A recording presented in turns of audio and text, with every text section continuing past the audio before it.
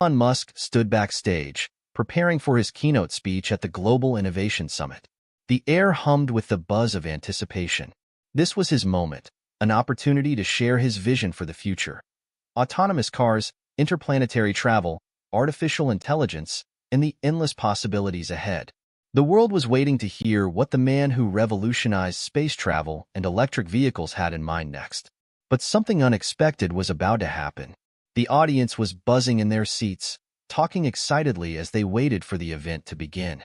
A young girl, no older than 7, stood alone at the front of the stage, her small hands holding a sleek tablet. She was staring intently at the screen, completely unaware of the dozens of eyes that were now fixed on her. Elon's attention shifted. The girl wasn't like the other attendees. She was wearing a simple yellow dress and sneakers, her hair in a messy ponytail. There was no press entourage or bodyguards around her. She looked normal, but what she was doing wasn't.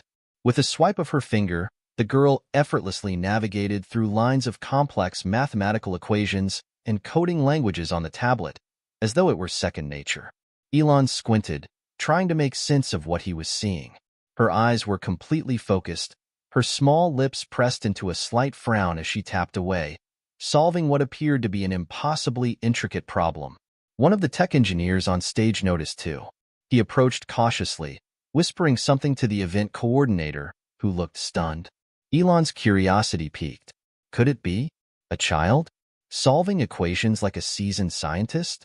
The murmurs of the crowd grew louder as they started to notice what was happening. Was she a prodigy? A gimmick? A stunt for the show? Elon moved forward, stepping out from behind the curtains to get a better view. It wasn't just that she was smart.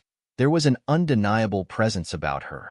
The quiet confidence with which she approached the tablet was something Elon had only seen in seasoned innovators, not a child. He felt an unfamiliar stir of both admiration and concern. How could someone so young possess such an intellect? The room seemed to hold its breath as the girl's fingers paused over the screen, her eyes flickering with a moment of hesitation. Then, in a swift motion, she tapped the final key. The tablet blinked, and the complex equation she'd been working on solved itself, flashing a perfect solution in green. A ripple of disbelief swept through the room. Whispers turned into gasps, and a few people clapped uncertainly. Some were in awe, while others couldn't quite believe their eyes. Elon felt a strange mix of pride and unease. His mind raced. What did this mean? Who was she? The girl looked up, her large brown eyes meeting his. She smiled, unfazed by the attention. It wasn't a smile of triumph or arrogance, just a quiet, simple acknowledgement of something she had already moved past. Elon, always one to seek answers, walked toward her. "Excuse me," he said, his voice calm but filled with curiosity. "What's your name?" She didn't hesitate. "Lucy," she replied in a voice that, although soft, was clear and direct. "Elon," he introduced himself, extending his hand. The crowd was watching now, hanging on every word.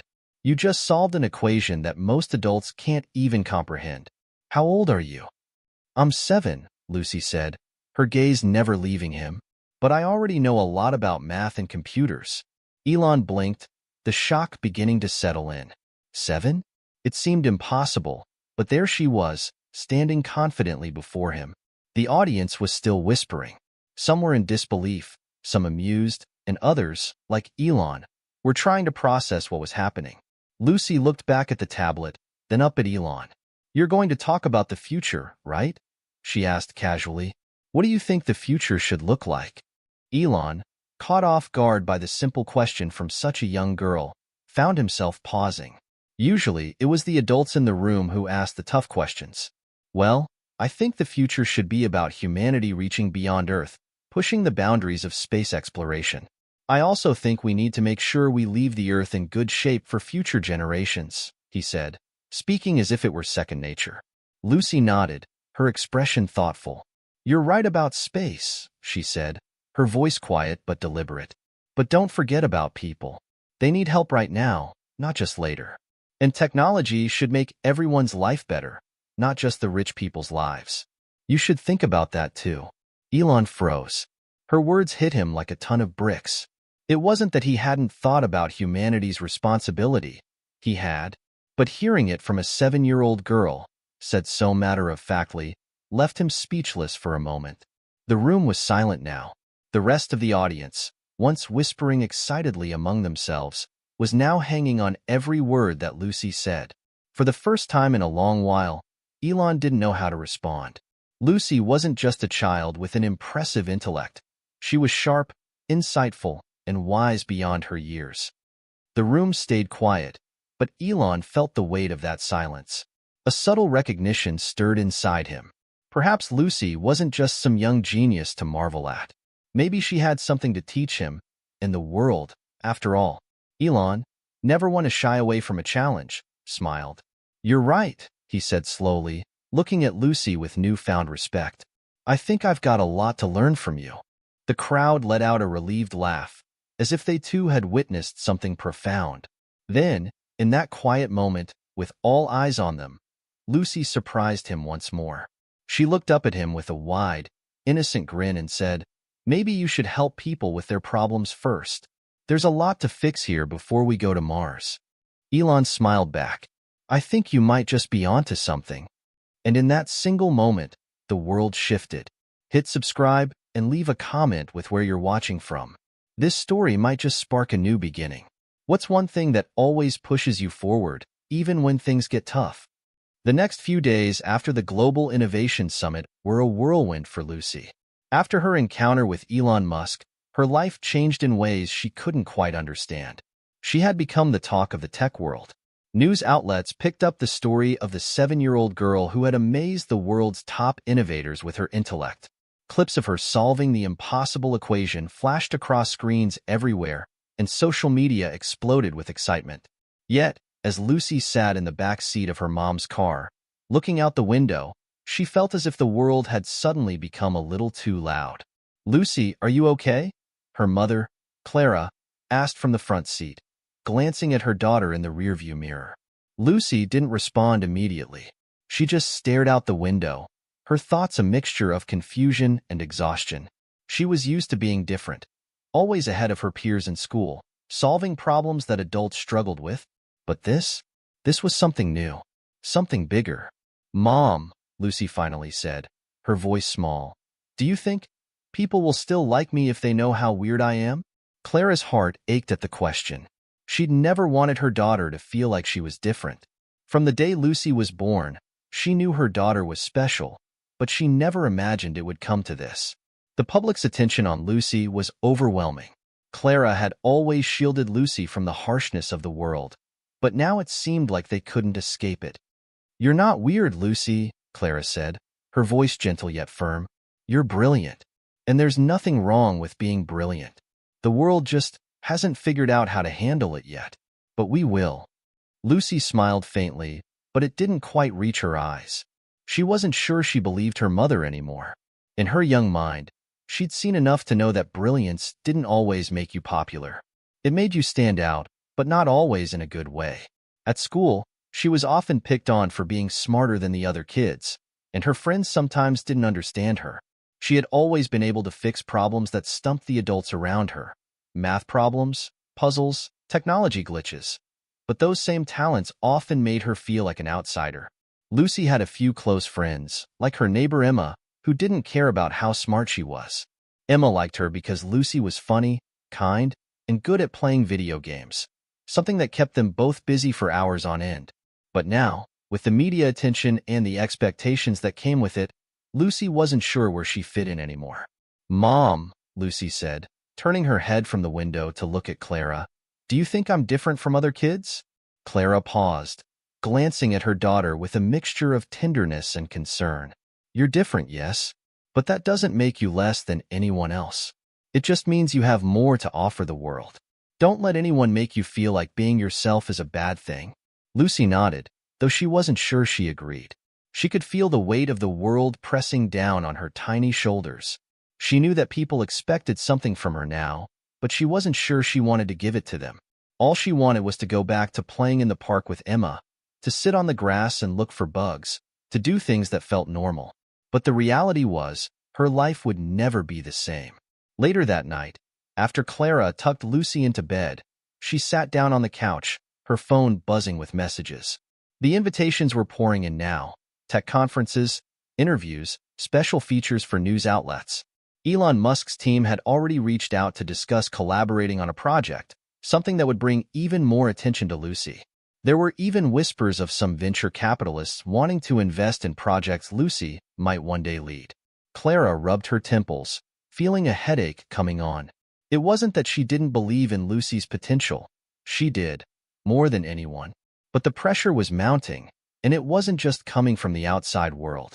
Clara felt the weight of responsibility on her own shoulders. How would she protect Lucy from the expectations?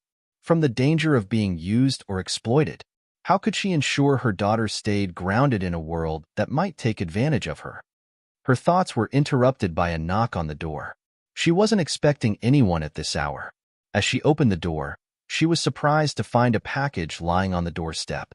It had no return address, just Lucy's name written in a neat, familiar handwriting.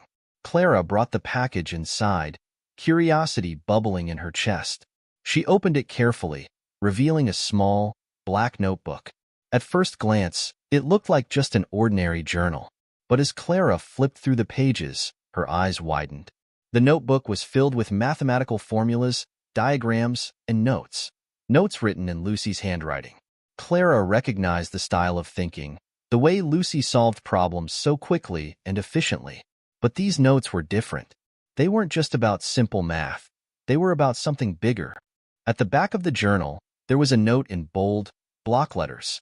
Lucy, you are capable of more than you know. Don't let anyone limit your potential. The future is yours to shape, but remember that it's not just about what you can do. It's about who you choose to become. Clara's heart skipped a beat. This wasn't just a message, it was a challenge. But who could have sent this? How did they know Lucy's mind so well? She turned the page back to the front, where she found the most shocking part of the journal, a sketch. It was an image of a young girl, Lucy, standing beside Elon Musk, both of them looking out over a vast landscape. But there was something unsettling about it. The picture seemed almost prophetic, as though the artist knew exactly how their paths were going to cross and what would follow. The note at the end of the page read, "The world is waiting for you, but don't forget who you are along the way." Clara placed the notebook down slowly, her thoughts racing. She didn't know who had sent it or why, but one thing was certain. Lucy's life had taken a turn she couldn't control anymore. The world was watching, and Lucy's potential was limitless. But the question remained. Could she navigate it all without losing herself? The following weeks felt like a blur for Lucy. Her life, once filled with simple joys, like riding her bike, playing with Emma, or reading in the park, had been overtaken by the constant buzz of interviews, phone calls, and offers from every corner of the tech world. Clara did her best to keep Lucy grounded, but it was becoming increasingly difficult. The world had caught wind of her daughter's genius, and they weren't going to let go. Lucy had always been a curious, happy child, the kind who loved puzzles and challenges. But now, with every day that passed, her world felt smaller and smaller. The expectations were suffocating. People, adults, mostly, kept telling her how special she was, how she was the future, how she could change everything. It was too much. In her quiet moments, Lucy would retreat to her room, stare at her tablet, and lose herself in the worlds of code and math, where everything made sense. But no matter how hard she tried, the pressure was always there, lurking in the background. She was becoming a symbol, more than just a little girl. People expected her to lead, to innovate, to be perfect. One afternoon, Clara found Lucy in the living room, scrolling through a series of emails on her tablet. She hadn't spoken much all morning, and Clara couldn't help but notice the tense look on her daughter's face. "Lucy?" Clara said softly, sitting beside her. "What's going on?" Lucy didn't immediately respond. Instead, she stared at the screen, her fingers hovering over the keyboard. Finally, she sighed and looked up at her mother. "I'm tired, Mom. I don't want to do all these things anymore." Clara's heart sank. She had been expecting this moment, but it didn't make it any easier to hear. "I know it's a lot, sweetheart, but we'll figure it out. You don't have to do anything you don't want to." I didn't ask for any of this, Lucy said, her voice almost a whisper. People just keep talking about me. They think I'm going to change the world, but I don't even know if I want to. I just want to be normal. Clara wrapped her arms around her daughter, pulling her close. I know, sweetie. But you're not just anyone, Lucy. You were born to do great things. You have a gift, and with that gift comes responsibility. But that doesn't mean you have to do it alone. You don't have to be perfect. Lucy buried her face in her mother's shoulder. I don't want to disappoint you, or anyone else, but I don't know what I'm supposed to do anymore. Clara gently pushed Lucy back, holding her at arm's length. Lucy, listen to me. You don't have to carry this burden on your own. You're allowed to make mistakes. You're allowed to choose your own path. You don't have to be anyone else but you. Lucy nodded, but Clara could tell that her daughter wasn't convinced. The weight of the world was still heavy on her small shoulders. The constant praise, the constant attention. It was all too much for her. It wasn't just the media and the public pressure that was starting to wear on Lucy. It was the people around her, those who were supposed to support her, that were beginning to push too hard. Elon Musk's team had already begun sending her invitations to collaborate on new tech projects. They had plans for her to develop new AI systems and even contribute to SpaceX's next big mission. Everyone was excited about the possibility of Elon and Lucy being the next power duo to change the course of history. But what no one seemed to understand was that Lucy didn't want to be part of a duo. She wasn't interested in becoming the next tech prodigy. She just wanted to be a kid. She wanted to be free. Lucy's friends, like Emma, were also starting to notice the change. They used to spend hours playing video games or exploring the woods behind their neighborhood, but now Lucy seemed distracted, withdrawn. Emma didn't understand why Lucy was always so tired, always so upset. One day, after school, Emma asked Lucy to meet her at the park. I miss you, she said, her voice filled with concern. You don't come over anymore. You're always busy. Lucy hesitated before responding. I don't know, Emma. Everything's different now. People keep asking me to do stuff, and I don't know what to do anymore. Emma tilted her head, furrowing her brows. But you're still my best friend, right? No matter what happens. Lucy looked at Emma, feeling a knot tighten in her chest. She wanted to say yes, to promise that everything would be the same. But she wasn't sure anymore. She wasn't sure of anything. I don't know, Lucy whispered. I just don't know. At the same time, Elon Musk was starting to feel the weight of the growing expectations surrounding Lucy. After their first meeting, he had been captivated by her intellect. The way she had so casually solved complex problems was unlike anything he had ever seen. But now, seeing how much pressure was being placed on her shoulders, he began to wonder if he had made a mistake. He had always believed in pushing the boundaries, in reaching for the stars.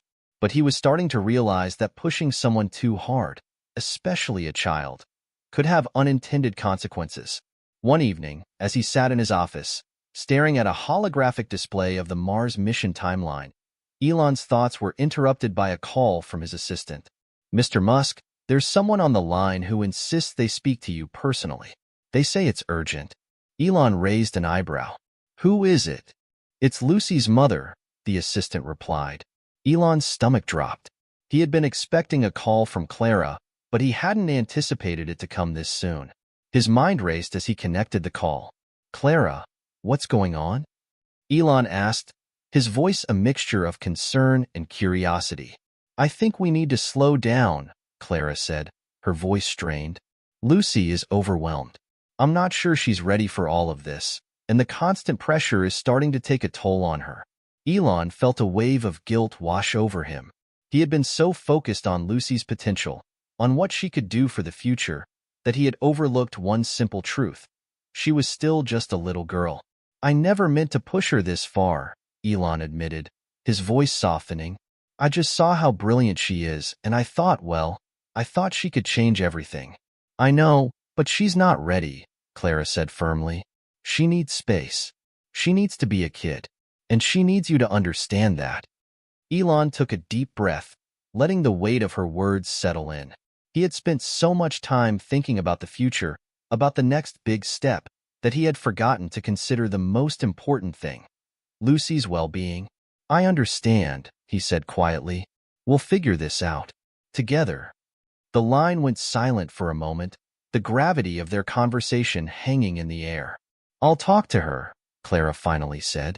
But thank you, Elon. I'm scared she's going to lose herself in all of this. I know, Elon replied. I won't let that happen. We'll make sure of it. The days after the conversation with Elon were quieter. Clara and Lucy had decided to take a step back from the whirlwind of invitations and media attention.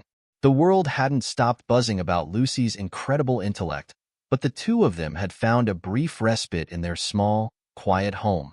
It felt like they were reclaiming some semblance of normalcy. But even in their quiet corner of the world, the pressure remained, looming just beyond the doorstep. Lucy spent most of her time at home, working on her own projects. It wasn't that she didn't want to engage with the world anymore. It was that she didn't know how to anymore. The whole world seemed to want something from her, to demand a piece of her mind, a piece of her future. And all she wanted was to be, well, just Lucy again. One afternoon, as Clara made lunch in the kitchen, Lucy sat at the kitchen table with her tablet. She was tapping away, absorbed in a new project, a coding puzzle she had created for herself. It was a simple game, just some characters navigating through a maze, but it was her escape. She could create and control this little world, and in that world, there were no expectations, no people waiting for her to be more than she was. The sound of the front door opening broke her concentration. Clara entered the room, holding a letter in her hand. Lucy, she began, her voice careful. This came for you. Lucy looked up, her face blank as Clara handed her the envelope. She wasn't sure if she was ready for more offers, more praise, or, worse, more people telling her what to do. But Clara was insistent. Go ahead, honey. You don't have to open it if you don't want to, but it's something important, Clara said, her voice filled with a gentle but firm kind of encouragement. Lucy hesitated, looking at the envelope. It was official-looking, stamped with the SpaceX logo. She sighed, setting down her tablet and tearing open the envelope. Inside was a letter from Elon Musk himself. Dear Lucy, I wanted to personally invite you to a special project I'm working on at SpaceX. We are developing a new type of autonomous spacecraft, one that could change the way we explore space. The team believes your unique skills could play a key role in its development. But more importantly, I want to ensure you understand this isn't about me pushing you into something you don't want. This is about you, your passion, and your interests. The invitation is open, but there is no pressure. Whatever you decide, I hope you'll feel free to follow your own path. Best, Elon Musk. Lucy stared at the letter for a long time. The words were kind, but they didn't ease the knot in her stomach. Even the man who had offered her the world, Elon Musk himself, had made sure to add that there was no pressure. But somehow, that only made it worse. Mom, Lucy said, her voice barely above a whisper. Why does he keep saying there's no pressure? It feels like pressure. I don't know what to do anymore. Clara walked over and sat beside Lucy, brushing a stray lock of hair from her face.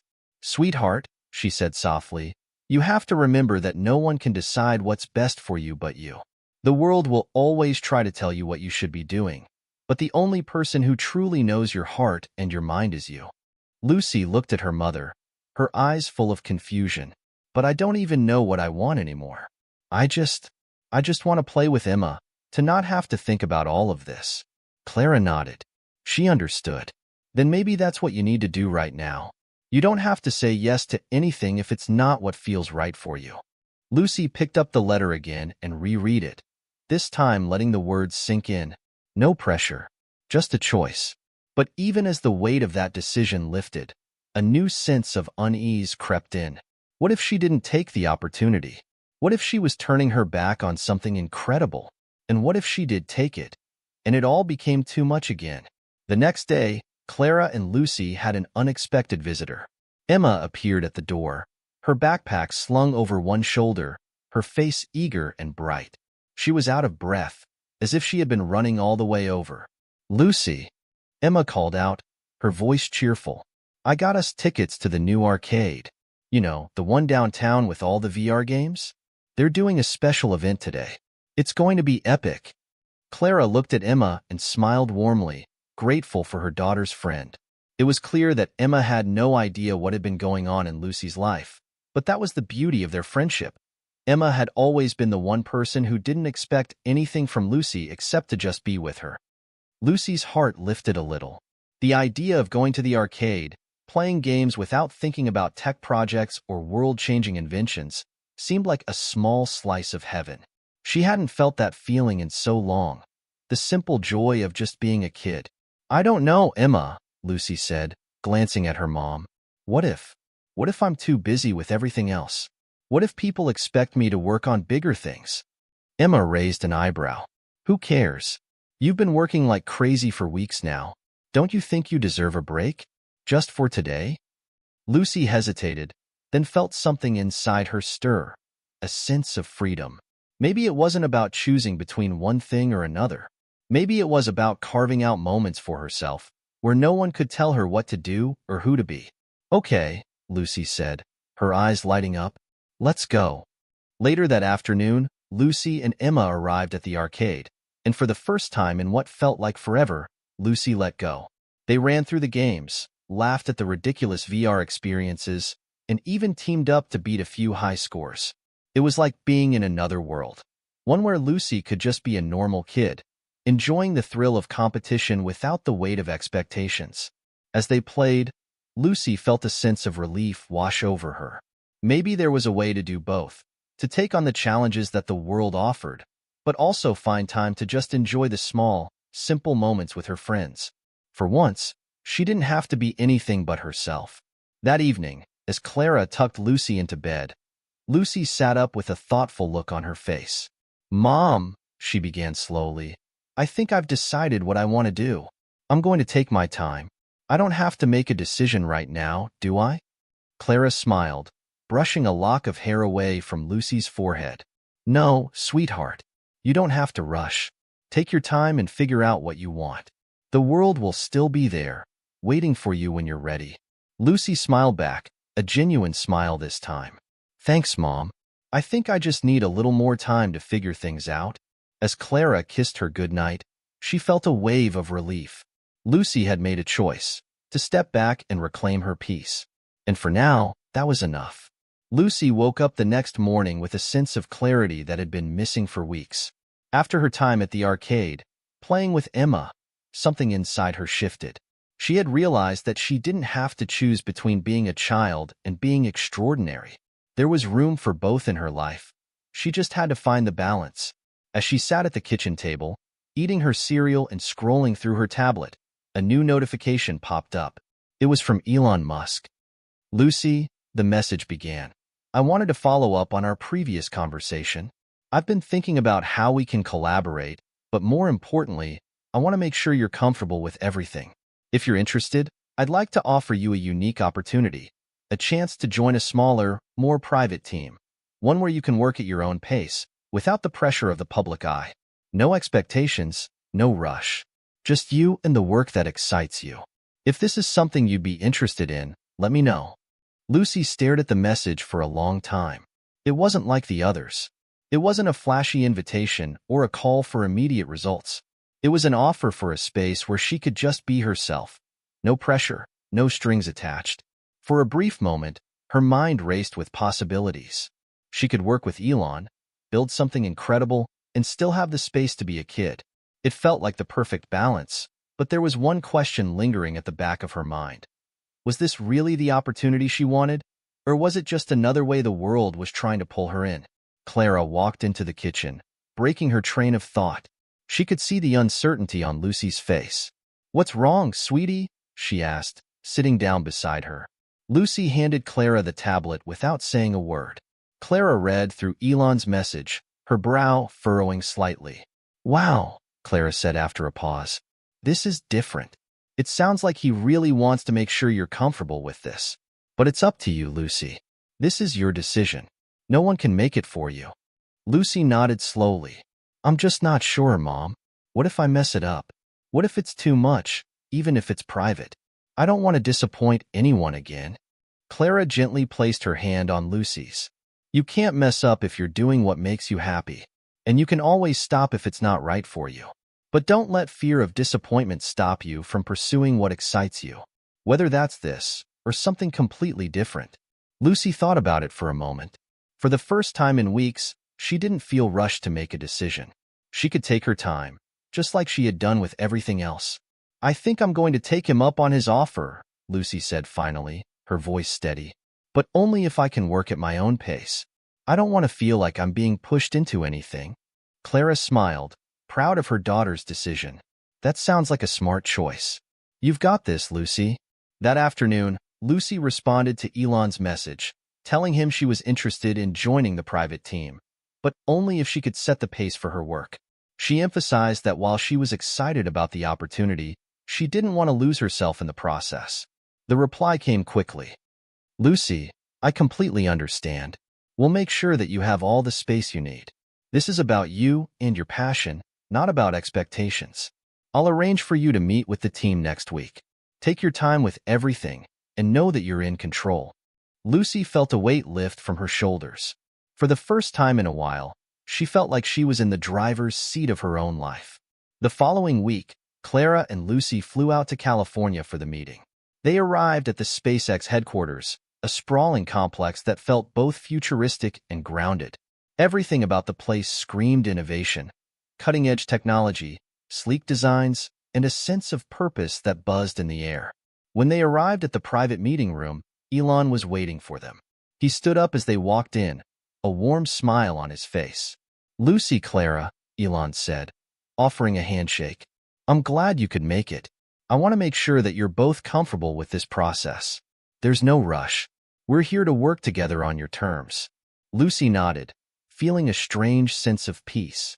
This wasn't the loud, chaotic world of media and tech moguls she had experienced before. This was different.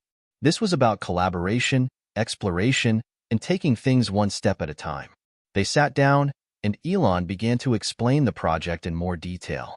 It wasn't just about building something new for the sake of innovation. It was about pushing the boundaries of what was possible, while making sure that everyone involved could learn, grow, and contribute at their own pace. "We're going to need your unique perspective, Lucy," Elon said.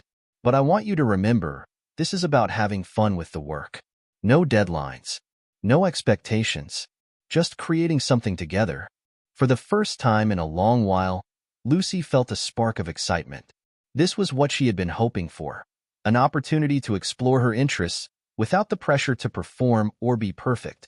She could finally see herself fitting into this world of innovation without losing who she was in the process. Over the next few months, Lucy and Elon's team worked on the new project.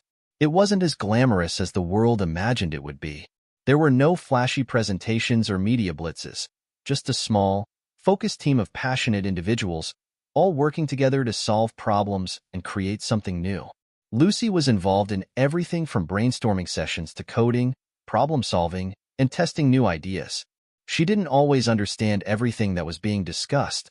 There were moments when she felt out of her depth, but she never felt like anyone expected her to be perfect. The team was supportive, patient, and, most importantly, genuine. Through it all, Lucy found herself growing, not just as a young genius, but as a person. She began to understand that her talents were a part of her, but they didn't define her. It was the way she chose to use them, and the way she allowed herself to grow, that truly mattered. One afternoon, while working in the lab, Lucy looked up at the whiteboard, where a complex equation she had been working on had been left half-finished. She picked up a marker and began to work through it, solving the problems with a sense of ease that felt completely natural. When she finished, she stepped back and looked at the equation again. It wasn't just a series of numbers and symbols. It was a puzzle that had come to life in front of her. And for the first time in months, Lucy felt at peace. Months passed, and Lucy had settled into her role within Elon's team. The pressure had melted away, replaced by a newfound sense of confidence. She had stopped worrying about public expectations and started focusing on her own excitement for discovery.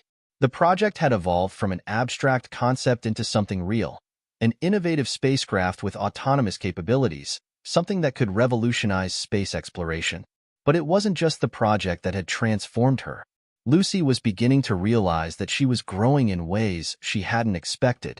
The way she saw the world around her, The way she approached problems had changed. She wasn't just solving equations or designing software. She was learning to think in new, more creative ways. One afternoon, as the team gathered around the whiteboard, Elon called the group to attention. There had been a breakthrough. "I know we've hit some rough patches," Elon said, his voice always steady but with a hint of excitement. "But today, I believe we're seeing the light at the end of the tunnel. Lucy, your recent work on the AI system, this algorithm you developed for autonomous decision-making, it's exactly what we've been waiting for." Lucy looked up, feeling a mix of pride and disbelief. Her hands had been shaking slightly as she'd worked on the algorithm, tweaking it over the last few weeks, testing it with new data. But to hear Elon praise her in front of the whole team, with such genuine admiration, it was a moment she hadn't expected. "Wait, are you saying that my algorithm is the one that's going to make it work?" Lucy asked, her voice tentative. Elon smiled. "Yes, and I think it's going to be the key to everything we're doing here. Your approach to decision-making is exactly what we need for the spacecraft to function autonomously, adapting in real time to new information. It's revolutionary." The room fell silent as everyone looked at Lucy, their expressions a mixture of awe and respect. She felt a warmth spread through her, a sense of accomplishment that had nothing to do with the pressure of being the smartest kid in the room. This was her work, her passion. She had contributed something meaningful, and it felt incredible. For the next hour, the team discussed the implications of her algorithm and how it would integrate with the spacecraft systems. The more they talked, the more Lucy realized how deep her understanding of the project had become. She wasn't just a contributor anymore. She was an integral part of the team. Her ideas and work were shaping the future of space exploration. Later that afternoon, as the meeting broke up and everyone returned to their workstations, Lucy found herself standing in front of the window, staring out at the horizon. The California sun was setting, casting an orange glow across the sky, and for a moment, she just stood there, letting everything sink in. "Hey, Lucy," a voice called from behind her. It was Emma, who had flown in for a visit that week. "I just wanted to tell you how awesome that was in the meeting. You really blew them away." Lucy smiled, turning to face her best friend. "Thanks, Emma. It still doesn't feel real. It's like I'm just here, and everything's happening around me." Emma raised an eyebrow. "That's because it is happening around you, Lucy. You're literally making history right now." Lucy laughed. "I don't know if it's history, but it sure feels like something big." "You're right," Emma said, walking up to stand beside her at the window. "You're part of something huge. You've always been different, but now it's like the whole world is starting to realize it. And, honestly, I think you're handling it better than anyone I know." Lucy thought about this for a moment. The world had changed for her in the last few months, but it wasn't just the fame or the recognition that had changed her. It was the way she had started to approach her own life. She wasn't doing this for anyone else anymore. She was doing it for herself. "Yeah, maybe," Lucy said, feeling a sense of pride swell inside her. "But I still want to keep my balance. I don't want to get lost in all of this." Emma nodded. "You're doing great. Just remember, you don't have to do everything at once. Take things at your own pace. No one can rush you, not even Elon Musk." A week later, after a particularly grueling set of tests on the spacecraft's AI systems, Lucy was invited by Elon to a more personal discussion about the future of the project. They sat in his office, the large windows framing a view of the sprawling SpaceX campus below. "Lucy," Elon began, looking at her with an intensity that felt both reassuring and intimidating. "I want to thank you again for your work. You've brought something to this team that no one else could. And I believe there's more you can offer, something that could change the course of everything we're doing." Lucy felt a flutter of uncertainty. Was this more pressure? More responsibility? She had grown used to the way Elon could make her feel like she was on the verge of something groundbreaking. But this time, the weight of his words seemed heavier. "What do you mean?" she asked, her voice steady but curious. Elon leaned back in his chair, his fingers steepled. "I've been thinking. You've not only contributed to the algorithm, but you've also helped us rethink how we approach complex problems. What if you were to lead the next phase of this project? What if you took on more of the creative direction, using your insights to guide the team? I know you've been working at your own pace, But what if we took things even further? Lucy's heart skipped a beat. This was a big ask. This wasn't just about contributing anymore. This was about leadership, about being the one to steer the ship. She thought for a moment, taking in the offer. The idea was both exhilarating and terrifying. She wasn't sure if she was ready to take on that much responsibility, but she also knew that if she didn't try now, she might never get another chance. I think I'm ready, Lucy said, her voice a little quieter than usual. But I want to make sure I can still work at my own pace. I can't let the pressure build up again. Elon smiled. Of course, Lucy. You're the one in charge of your own pace. I wouldn't ask anything more from you. But if you're ready, I think you're the perfect person to lead this project into the next phase. You've earned it. The weight of the decision hung heavy in the air, but Lucy felt a sense of calm wash over her. This wasn't a decision based on anyone else's expectations. It was about her and what she felt capable of. And for the first time, she truly believed she was ready for the challenge. As she walked out of Elon's office that day, Lucy couldn't help but smile. She had stepped up to something bigger than herself, and for the first time in a long while, it felt like the right choice. She wasn't just playing catch-up anymore. She was creating her own path. And this was only the beginning. The decision to step up as the lead on the next phase of the project wasn't an easy one for Lucy, but it was the right one. She spent the next few days immersed in her work, not with the anxiety that had once come with high expectations, but with a sense of purpose that she had never known before. The team was already looking to her for guidance, asking her thoughts on everything from the trajectory of the spacecraft to the AI's ability to adapt to complex environments. Each time someone asked her for advice or input, she realized just how much she had learned in such a short time. She wasn't just a prodigy anymore. She was becoming a leader, a collaborator. For the first time, the pieces of the puzzle were starting to come together, not just in terms of the spacecraft project, but in her own life. But with every step forward, there were still moments of doubt. Moments when Lucy felt overwhelmed by the weight of responsibility, by the stakes of the work they were doing. The project wasn't just about building something new anymore. It was about creating something that could change the world. The pressure was real, and even with her genius, she sometimes wondered if she was really prepared for it.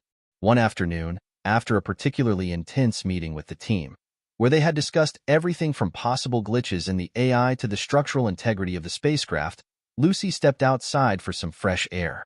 The California sun was warm, but the breeze carried a sense of calm.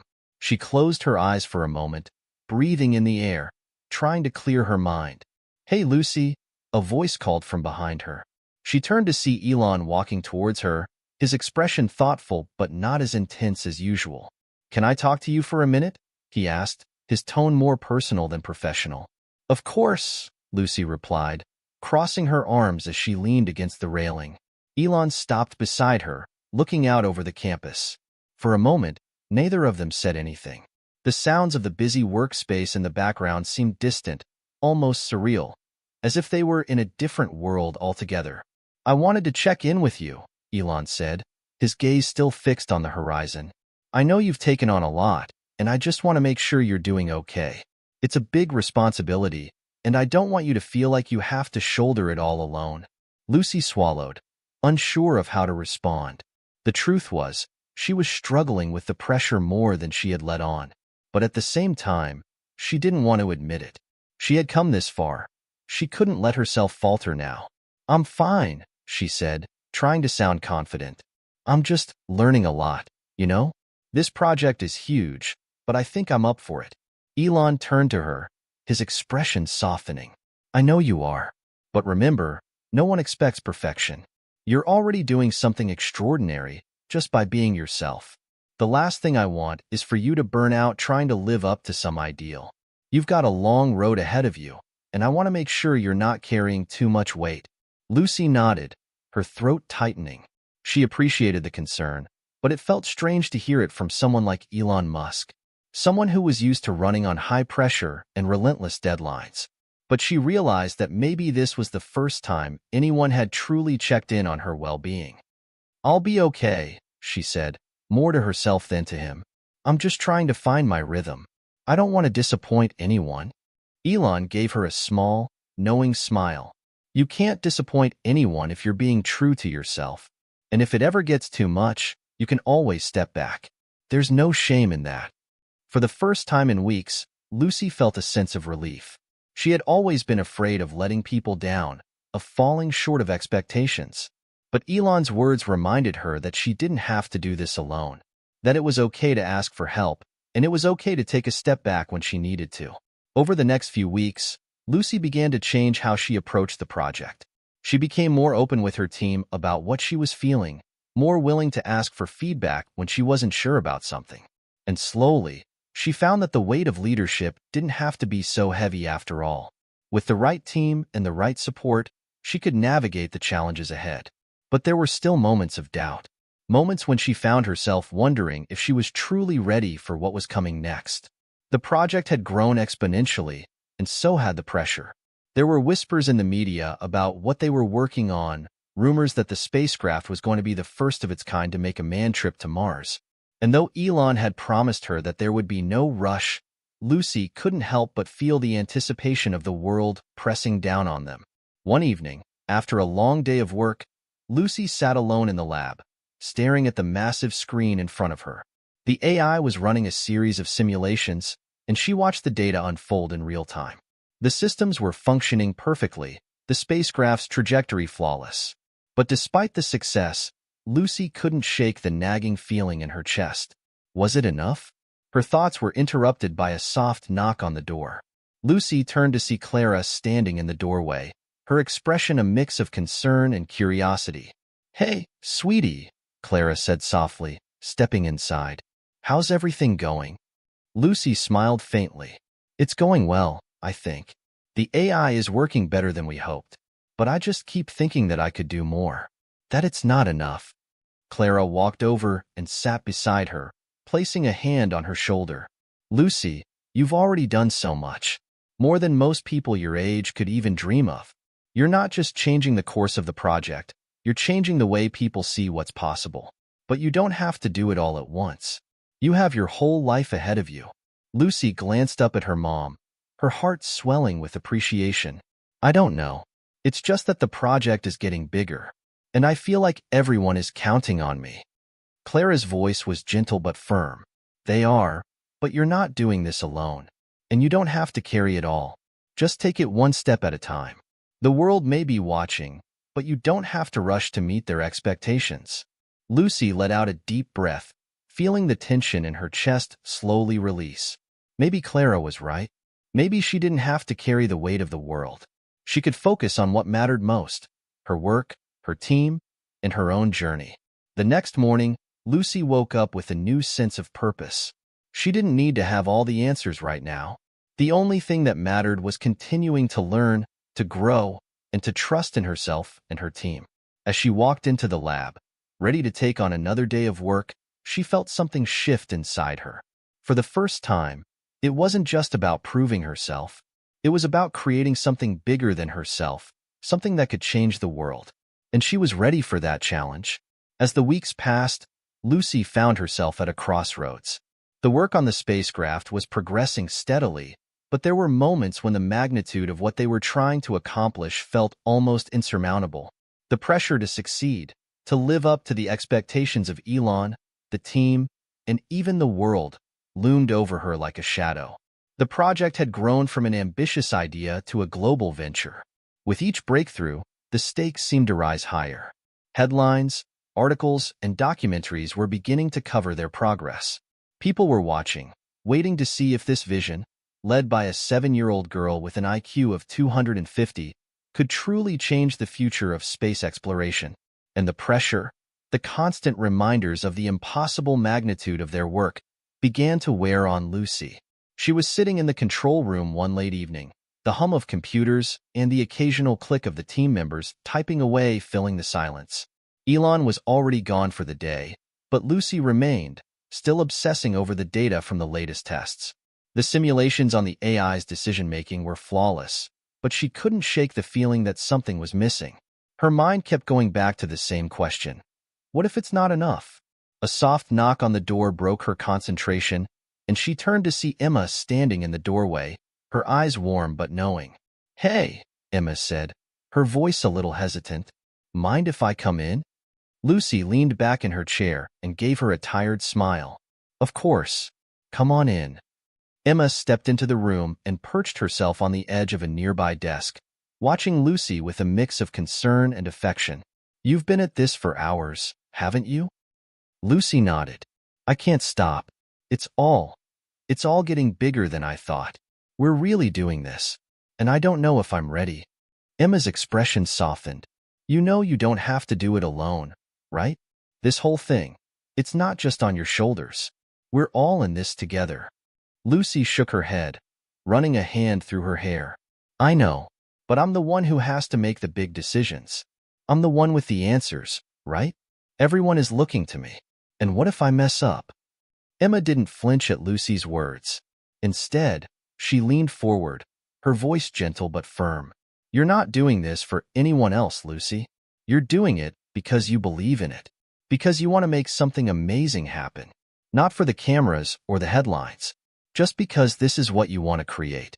Lucy met Emma's eyes, the weight of her words sinking in. She had never really thought about it that way. It wasn't just about fulfilling other people's expectations. It was about her own vision, her own dream. But what if I fail? Lucy whispered, the fear creeping into her voice. Failure is part of it, Emma replied, her tone unwavering. No one gets everything perfect the first time. But the difference between you and everyone else is that you'll keep going. You don't stop. That's how you succeed. Lucy blinked, her heart pounding as the truth of Emma's words washed over her. She had been so focused on making sure everything was perfect, on making sure she didn't disappoint anyone, that she had forgotten why she started this journey in the first place. It wasn't about being perfect. It was about the process, about creating something new, something that could make a difference. Her hands trembled slightly as she looked back at the screens. But this time, it wasn't out of fear. It was out of excitement. She wasn't afraid to fail anymore. She was ready to embrace it, knowing that each mistake was just another step toward success. The next day, Lucy called a meeting with the entire team. Elon and the others filed into the conference room, some exchanging curious glances as they took their seats. Lucy stood at the front, her posture confident but her heart racing. Okay, she began, her voice steady. I've been thinking, and I realized something. This project, it's not just about getting the algorithm right or building the perfect spacecraft. It's about pushing the boundaries of what we know and learning from the mistakes we'll make along the way. I know we've hit some obstacles, but we can't let that stop us. The team listened, their expressions focused, but there was a glimmer of surprise in their eyes. Lucy had always been the one with all the answers, the one who took charge and fixed problems. But now, she was acknowledging the uncertainty that had been hanging in the air. We need to be okay with failing. We need to push ourselves beyond the limits of what we think is possible, even if that means making mistakes along the way. But we can't stop. We can't be afraid to fail, Lucy continued, her voice growing more passionate. Elon, who had been sitting at the head of the table, smiled, a rare and approving expression. You're absolutely right, Lucy, he said, his voice carrying a mixture of admiration and respect. That's what true innovation is all about. You can't have breakthroughs without taking risks. And I think this project is about to take one of those risks. The kind that can change everything. Lucy's pulse quickened. She had taken the first step, admitted her vulnerability, and now it felt like the team was more connected than ever before. They weren't just building a spacecraft. They were building something bigger, a vision that extended beyond the stars. For the first time, Lucy realized that the journey was just as important as the destination. They weren't just trying to create something that would be remembered in history. They were making the future. The next few days felt like a blur of activity. There was a renewed sense of energy within the team. Everyone was working harder, smarter, but more importantly, they were working together. Lucy found herself collaborating more than ever with the engineers, the scientists, and the designers. She wasn't just the prodigy in the corner anymore. She was the heartbeat of the project, the one who could bring it all together. But even with all the momentum building, a challenge loomed on the horizon. The launch date was approaching, and there were still questions about the spacecraft's ability to navigate through the complex gravitational forces of the asteroid belt.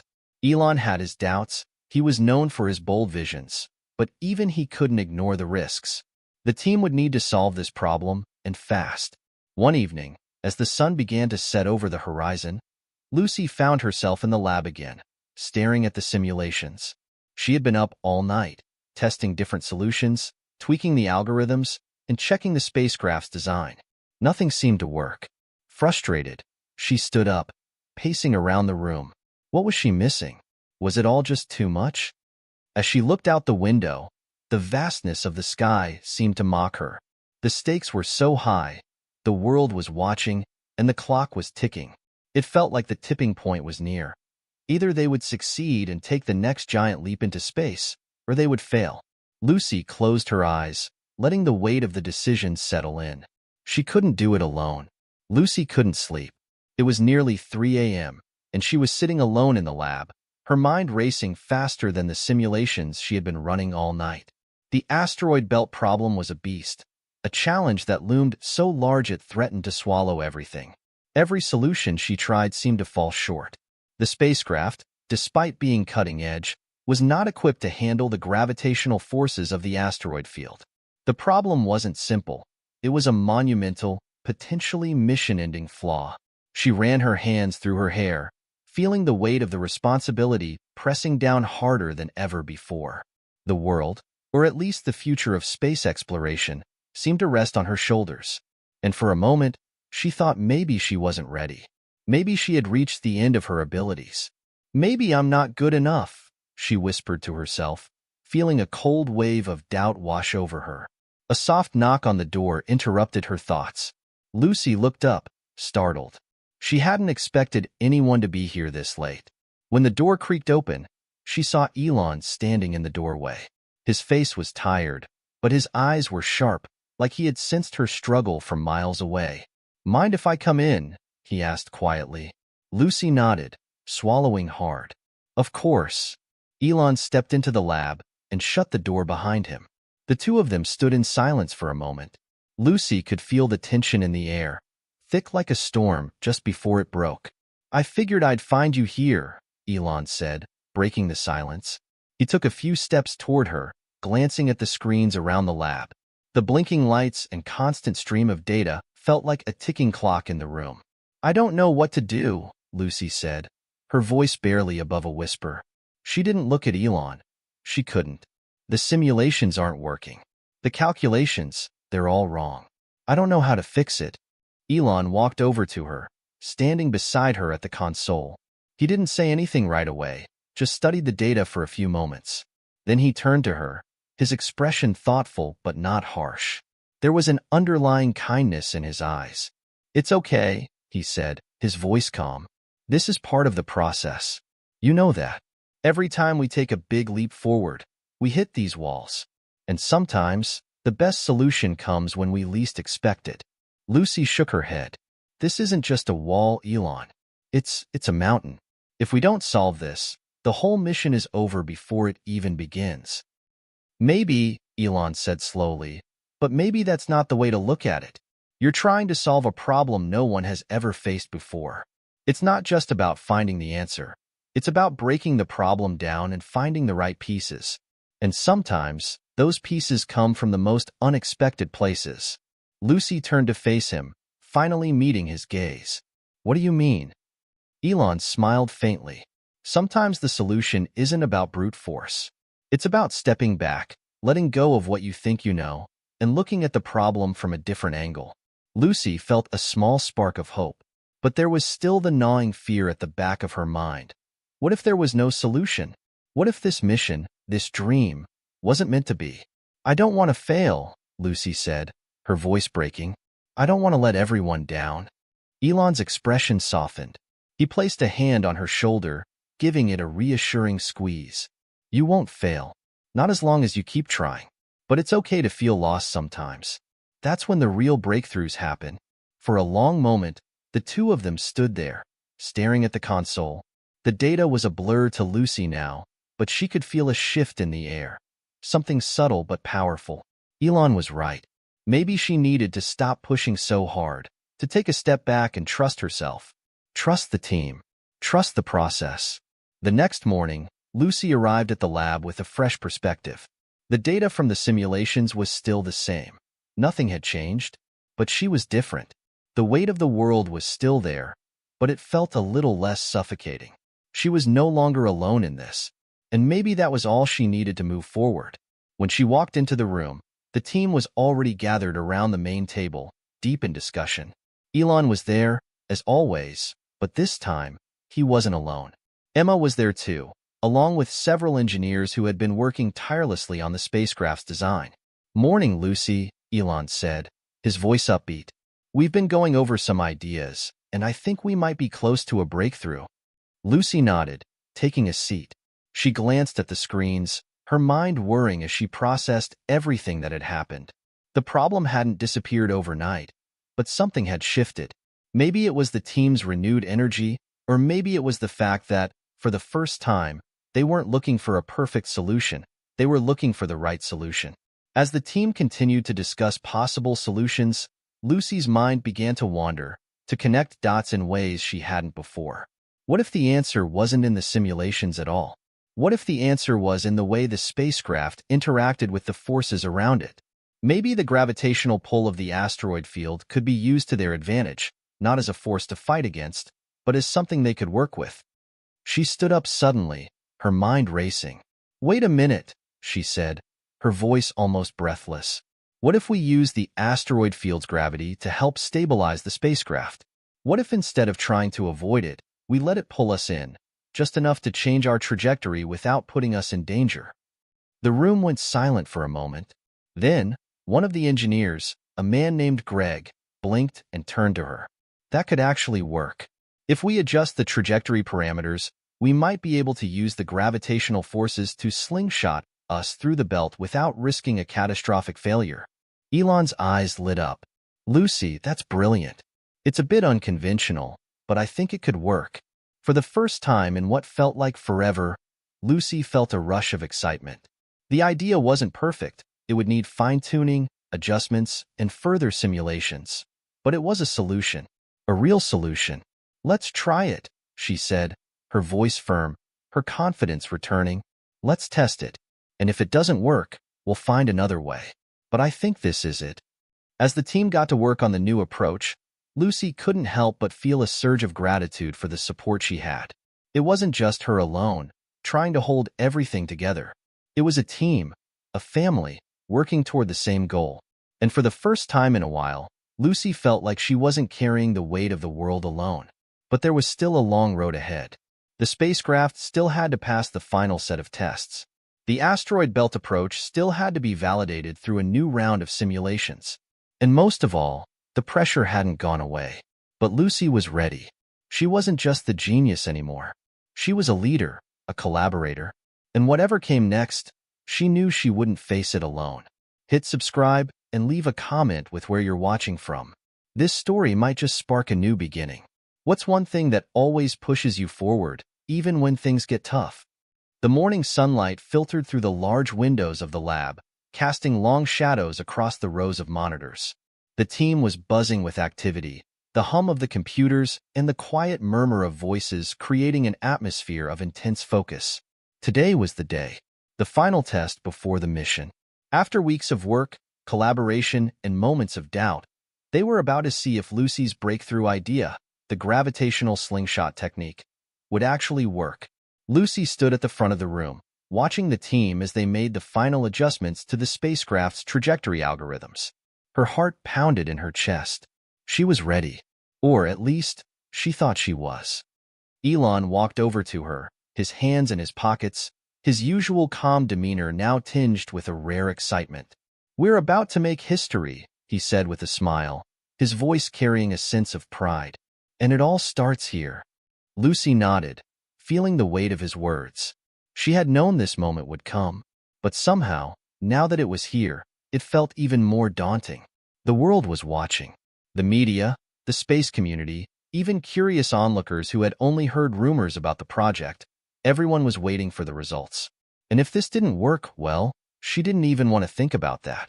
"Okay," Elon said, his voice breaking through her thoughts. "Let's start the simulation. Everyone, get ready." The engineers typed rapidly on their keyboards, bringing up the simulation parameters. Lucy took her seat at the main console, her fingers hovering over the keyboard as she glanced at the data streaming across the screen. There were multiple layers to the test: the spacecraft's readiness, the trajectory calculations, the gravitational forces of the asteroid field. All of it had to come together seamlessly. Initiating the first phase, one of the engineers called out. Lucy held her breath as the simulation began. The spacecraft on the screen moved through the pre-programmed course, and the first phase of the slingshot trajectory was put into play. The numbers flickered in real time as the spacecraft began to approach the virtual asteroid belt. The gravitational forces from the virtual asteroids would either help guide the spacecraft along its path or send it spiraling out of control. Lucy watched intently, her fingers twitching at the controls. The tension in the room was palpable. No one dared to speak. Each person focused on the screen. Phase 1 complete, the engineer reported. The spacecraft is on track. Initial calculations are stable. A collective sigh of relief rippled through the room. But there was still a long way to go. Phase 2, Elon said, his voice steady but clearly excited. Now, let's see if the gravitational forces hold up. Lucy's gaze never left the screen. She could feel the sweat forming on her palms. She had spent countless hours reviewing these calculations, working with the team to perfect the algorithm. This was it. This was her idea in action. As the virtual spacecraft approached the asteroid field, the gravitational forces began to take effect. The spacecraft, instead of being pushed away by the forces, used them to adjust its trajectory. The numbers in the simulation began to stabilize, and the spacecraft veered slightly, gently altering its course as if riding the cosmic waves. Then, a sudden flicker on the screen. The trajectory adjustment algorithm had a small glitch. "Wait, pause it," Lucy shouted, standing up abruptly. The room froze as she sprinted to the console, her mind racing faster than the numbers on the screen. She quickly entered a sequence of commands, rewiring the algorithm just in time to stabilize the spacecraft's path. The glitch, it turned out, was a small error in the gravitational math. A minor tweak, but crucial. Phase 2 reset, Lucy called out, her voice tense but determined. Adjusting for the anomaly. She hit a few more keys, her fingers moving with practiced precision. The room was silent, the tension mounting as the team waited for the simulation to continue. "All systems go," Lucy said, exhaling a breath she didn't realize she'd been holding. The spacecraft adjusted its trajectory once again, successfully using the asteroid belt's gravity to slingshot through the field. This time, the calculations were flawless. Phase 3, here we go, Elon said, his eyes fixed on the screen. Let's see it through to the end. The final phase was the most critical. If the slingshot theory held up in the third and final stage, where the spacecraft needed to break free of the asteroid field without losing its momentum, the mission could be a success. But this was where most space missions failed. This was where everything could fall apart. Lucy's fingers hovered over the keys as the virtual spacecraft approached the end of the field. The team watched in near silence, anticipation thick in the air. "Here it comes," Greg, one of the lead engineers, said under his breath. The spacecraft entered the final stretch, the asteroid belt now behind it. The trajectory had been adjusted once again, using the asteroid's gravity to propel the spacecraft forward. The spacecraft moved faster, its speed accelerating as it escaped the gravitational pull of the belt. The final numbers flickered on the screen. "Success," another engineer called out. It worked. A wave of relief spread through the room. The spacecraft had completed the slingshot maneuver perfectly. The numbers were stable, and the mission was back on track. There was no more risk of failure due to the asteroid belt. The spacecraft could now continue its journey with far greater precision and speed than originally planned.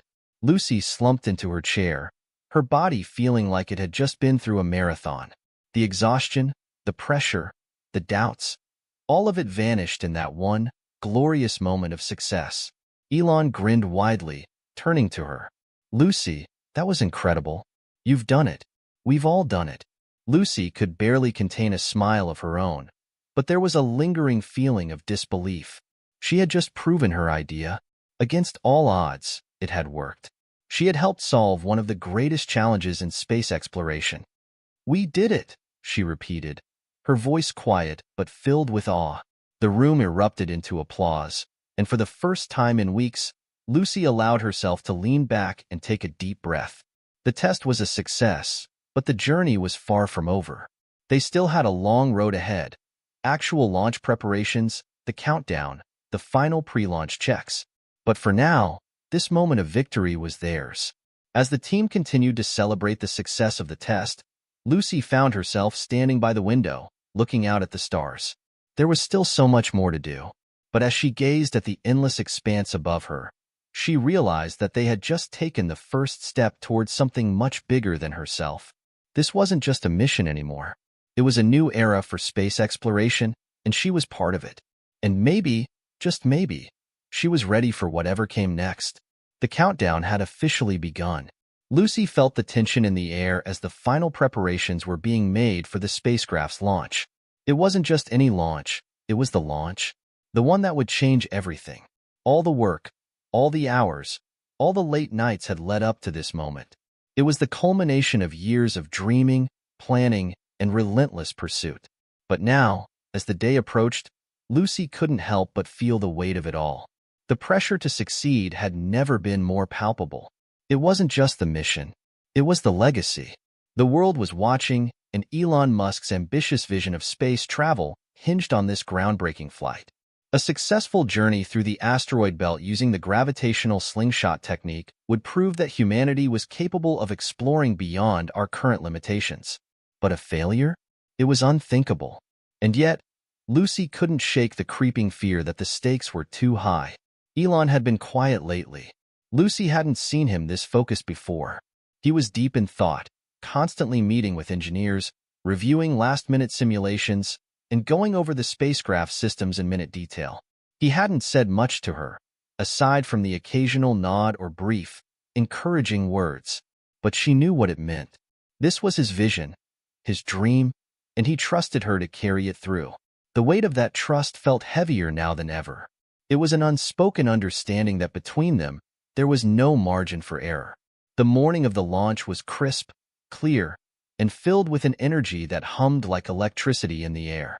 Lucy stood on the observation deck of the launch facility, looking out over the sprawling tarmac where the spacecraft was parked, its sleek, silver body gleaming under the sun. The engines were humming softly in preparation for launch, and the final checklists were being gone over by the team. Her thoughts were a blur of equations, data points, and the pressure of everything riding on this moment. She needed to be calm. She needed to focus. But in the back of her mind, she couldn't shake the feeling that something could still go wrong. Even with all the success from the simulations, the real world was unpredictable. One wrong calculation, one minor failure in the system, and everything could fall apart. Ready to go? Elon's voice broke through her thoughts. Lucy turned to see him walking toward her, a rare but genuine smile on his face. There was something in his eyes, something that made her feel like, maybe, this was all going to be okay.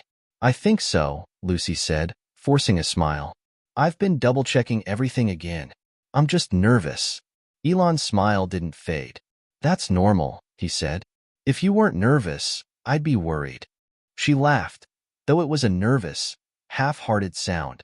"I guess. But there's so much at stake here. What if something goes wrong?" Elon leaned against the railing beside her, looking out at the spacecraft.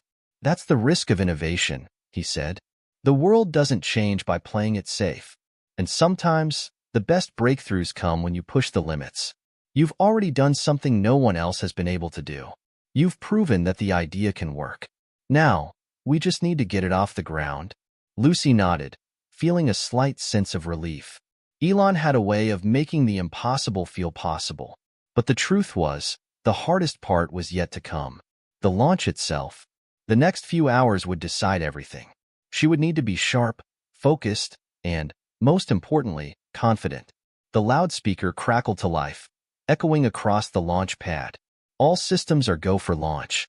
T-minus 30 minutes and counting." The words sent a ripple of excitement through Lucy, but also a heavy wave of realization. 30 minutes. In 30 minutes, they would attempt something that had never been done before. Something that could either set humanity on a course for the stars, or leave them standing on the ground, defeated. The mission control room was abuzz with activity. Engineers, tech specialists, and mission directors were all focused on their individual screens, monitoring the spacecraft systems as the countdown continued. Lucy sat at the center of it all, surrounded by her team, eyes glued to the massive monitors in front of her. The spacecraft's vitals were stable. The trajectory was locked. The data from the last few simulations had all come back green. But there was a nervous energy that hung in the room. Even the most experienced engineers couldn't help but feel the weight of the moment. This wasn't just a test flight. This was the future. Elon stood behind Lucy, watching as she adjusted the final calculations. His presence was reassuring, but also added an extra layer of pressure. She could feel his eyes on her. But there was no room for mistakes. There was no room for doubt. This was the moment she had worked so hard for. This was where it all came together. "Status check," Elon said, his voice calm, but carrying an edge of anticipation. Lucy took a deep breath and spoke in a steady voice, eyes fixed on the data. "All systems are stable. The spacecraft is locked on course. The slingshot maneuver is calculated. We're ready for launch." "Perfect," Elon replied. "Let's do this." The countdown continued. T-10 minutes. Lucy's heart began to race. She adjusted her headset, hearing the team's voices crackling through her earpiece. "All systems are green. Final pre-launch check completed. Engines are online. Thermal systems are stable. Gravitational slingshot trajectory calculated and locked." Each confirmation felt like another step closer to the moment they had all been working toward. A sudden wave of exhaustion washed over Lucy, but she quickly pushed it aside. She couldn't afford to be tired now. There was no room for hesitation. She glanced at the large clock on the wall. T-3 minutes. The room went silent as everyone watched the screen. There was nothing left to do but wait. The moment of truth was upon them. The sound of the engines roaring to life shook the room, a deep, vibrating hum that sent ripples through the control room. The spacecraft's massive engines ignited, and the spacecraft began to slowly rise from the ground, lifting into the air with a steady, powerful force. Lucy's heart raced in her chest. She could feel the power of the engines through the floor, through her body. This was real. This was happening. "Trajectory is steady," one of the engineers said. "The slingshot angle is holding. All systems stable," another confirmed. Lucy watched the spacecraft climb higher and higher, her eyes fixed on the trajectory data. The numbers were right where they needed to be. The gravitational slingshot maneuver was working, at least, it was so far. And then came the moment. The spacecraft reached the edge of the asteroid belt in the simulation, a massive cluster of asteroids just ahead. If everything went according to plan, the spacecraft would use the gravitational forces from the asteroid belt to propel itself forward. The tension in the room was unbearable. "Now," Elon said softly, watching the data on his screen, "let's see if we can make history." The spacecraft's path shifted as it neared the field. The gravitational forces from the belt began to take effect. Lucy held her breath. The data fluctuated for a moment, just a moment, but then the spacecraft adjusted. It was using the slingshot technique perfectly. Lucy exhaled, her hands shaking slightly. The first phase had worked. It was working. The spacecraft was on its way. The spacecraft's engines hummed steadily as it powered through the final stretch of the asteroid belt. The tension in the mission control room was palpable, thick like the silence before a thunderstorm. Each person in the room was glued to their screens, tracking the spacecraft's every move, waiting for that critical moment. This was the moment that would either make history or mark a massive failure. Lucy's fingers hovered over the control panel, her eyes scanning the readouts as they streamed in real time. The spacecraft was still on course, but this wasn't over yet. They were navigating through a literal minefield of asteroids, some big enough to destroy the craft in an instant if they veered off path. The asteroid field stretched out before them like a massive cosmic obstacle course. It was one of the most treacherous environments in space. The sheer size of some of the asteroids was enough to make anyone uneasy. Some were as large as cities, others as small as boulders, but all of them had the potential to change the course of the mission if they weren't handled correctly. Lucy's eyes darted back and forth between the trajectory calculations and the live feed from the spacecraft. The spacecraft's path was barely visible on the screen, a small dot moving steadily through the field. She checked the gravitational readings again. Everything seemed to be holding steady. The slingshot maneuver was working. They were using the asteroid belt's gravity to bend the spacecraft's trajectory just right, propelling it forward with far more efficiency than a conventional propulsion system ever could. But there was a catch. They needed the spacecraft to maintain a perfect trajectory to escape the gravitational pull of the belt without losing speed, or worse, veering off course. "How are we doing?" Elon's voice cut through the tension, calm yet filled with that unmistakable edge of anticipation. He had been quietly watching the mission unfold on the monitors, occasionally checking in with the team. But now, his gaze was fixed on Lucy. "All systems are stable," Lucy replied, her voice steady. "The trajectory is holding. The slingshot maneuver is performing as expected. We're on track." Her heart skipped a beat. She wanted to sound confident, but deep down, she knew there was still a long way to go. "I'm just waiting for the final readouts," she added. Elon nodded. He didn't need to say anything else. They both knew that the next few minutes would make or break this mission. This was the critical phase, the point at which the spacecraft would use the last of its momentum from the asteroid field to escape into open space. The countdown on the mission control screen was ticking down. As the spacecraft neared the outer edge of the asteroid field, Lucy's fingers tightened around the controls. The trajectory angle was slightly shifting. It was normal. The gravitational forces of the asteroid belt were always in flux. But Lucy's eyes narrowed. This was the point where they would find out if the entire mission could be salvaged, or if it would be a catastrophic failure. The gravitational pull from the asteroids had been perfectly calculated, but there was always the unknown, the wild card factor. The position of the asteroids wasn't static. They were constantly moving through space, and even the most advanced simulations couldn't predict every shift. If the spacecraft didn't make a precise enough adjustment at this critical point, they could lose everything. "Status update?" Elon asked, his voice cutting through the low hum of the control room. Lucy's fingers flew over the keyboard. "The trajectory is slightly off course, adjusting for gravitational fluctuations." She entered a series of commands, rerouting the spacecraft's path. The numbers on the screen shifted as the spacecraft responded to the change.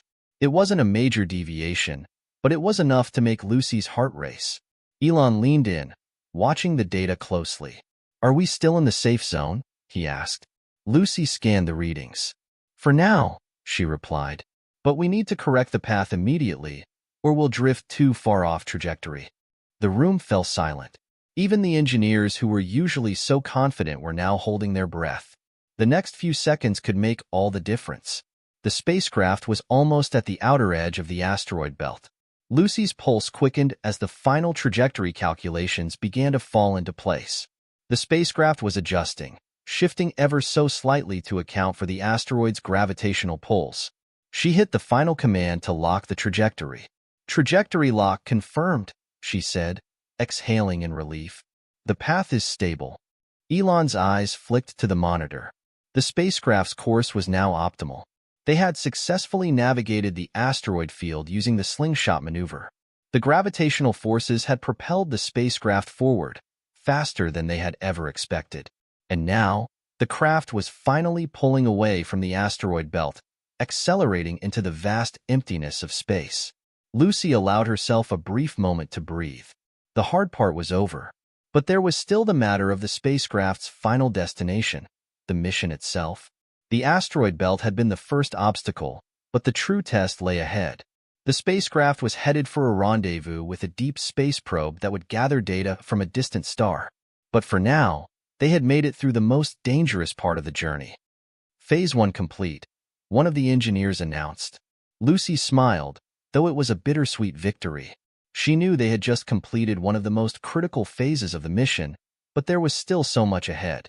There was no time for celebration yet. But the relief in the room was palpable. They had made it. Elon clapped his hands, his usual intensity replaced by a quiet sense of triumph. "Good work, everyone," he said. "That was the hardest part. But we're not done yet.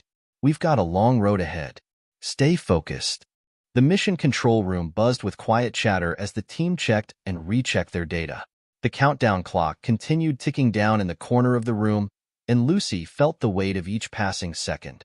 But for now, she allowed herself to take a step back, to recognize the magnitude of what had just happened. She glanced over at Elon, who was speaking with the head of operations. His face was lit with a kind of quiet satisfaction. There was no big celebration, no dramatic applause. But Lucy could see it in his eyes. They were on the brink of something monumental. And it wasn't just the breakthrough maneuver. It was the fact that they had proven something that everyone had once thought was impossible. They had shown the world that using gravitational slingshots through the asteroid belt was not only feasible, it could be the key to deeper space exploration. Lucy quickly refocused. The next phase was coming up. The spacecraft would need to adjust its course for the final stretch toward the probe. There was no time to rest. The mission was far from over. But for the first time in a long time, Lucy allowed herself to smile. They had made it. The silence in the mission control room was deafening as the spacecraft drifted further away from the asteroid belt. Lucy's mind raced, but her hands were steady as she monitored the spacecraft systems. The next phase of the mission was fast approaching. The countdown was ticking down in the corner of the room, each second seeming to stretch longer than the last. For all the success of the slingshot maneuver, the hardest part was yet to come. The spacecraft was now on course to rendezvous with a deep space probe that would gather crucial data from the outer reaches of the star system. The task seemed simple enough. Just approach, dock, and begin the data collection. But in the vast emptiness of space, nothing was simple. Every calculation, every decision could mean the difference between success and failure. Lucy sat at her station, her eyes glued to the screen. The trajectory was locked, the spacecraft was stable, but there was no room for complacency. If anything, the next few minutes felt even more critical than the asteroid belt. This was where the true challenge would lie. Getting to the probe was just the first step.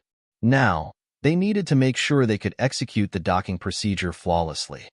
Elon paced behind her, his face impassive but his eyes sharp. "How are we looking?" he asked quietly. "We're within the right range," Lucy replied, keeping her voice calm. "Approaching the probe's location in exactly 5 minutes. All systems are nominal." "Good," Elon said, his voice tinged with focus. "Let's make sure we don't rush. This has to be perfect." Lucy nodded. She understood. With the momentum they had built up, a minor mistake now could derail everything. They had to make sure the spacecraft approached the probe in the most precise manner possible. The spacecraft was now closing the gap between itself and the probe. Lucy's eyes flicked from one screen to another, checking the proximity readings. Everything was aligning perfectly, except for one thing. A slight anomaly had appeared in the spacecraft's engine readings. It wasn't a major issue, but it was enough to raise a flag. "Elon," Lucy said, her voice tight. "There's a minor fluctuation in the engine output. It's within acceptable limits, but we need to monitor it closely as we approach." Elon's brow furrowed, but he didn't seem worried. "Can you compensate for it?" "Already done," Lucy replied.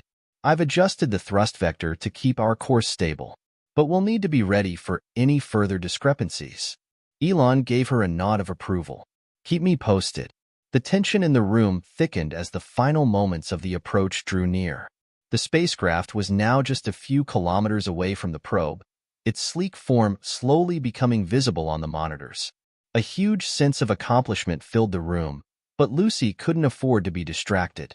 This was the moment they had all been working for, the moment that would determine the mission's success or failure. Lucy took a deep breath, steadying herself. She kept her eyes trained on the spacecraft's approach, making minute adjustments to ensure they stayed on course. It was all about precision now. Every moment mattered. Every movement counted.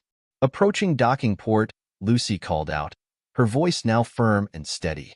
All systems normal. Velocity steady. She could feel the eyes of everyone in the room on her, but she didn't let it rattle her. It was the moment for action, not nerves. She tapped a few keys, sending commands to adjust the spacecraft's position relative to the probe. The spacecraft slowly rotated, aligning itself with the docking port. It was going to be close. "Ready for manual docking?" Elon asked, his voice low but calm. "Yes," Lucy replied without hesitation. The spacecraft was now within 500 meters of the probe.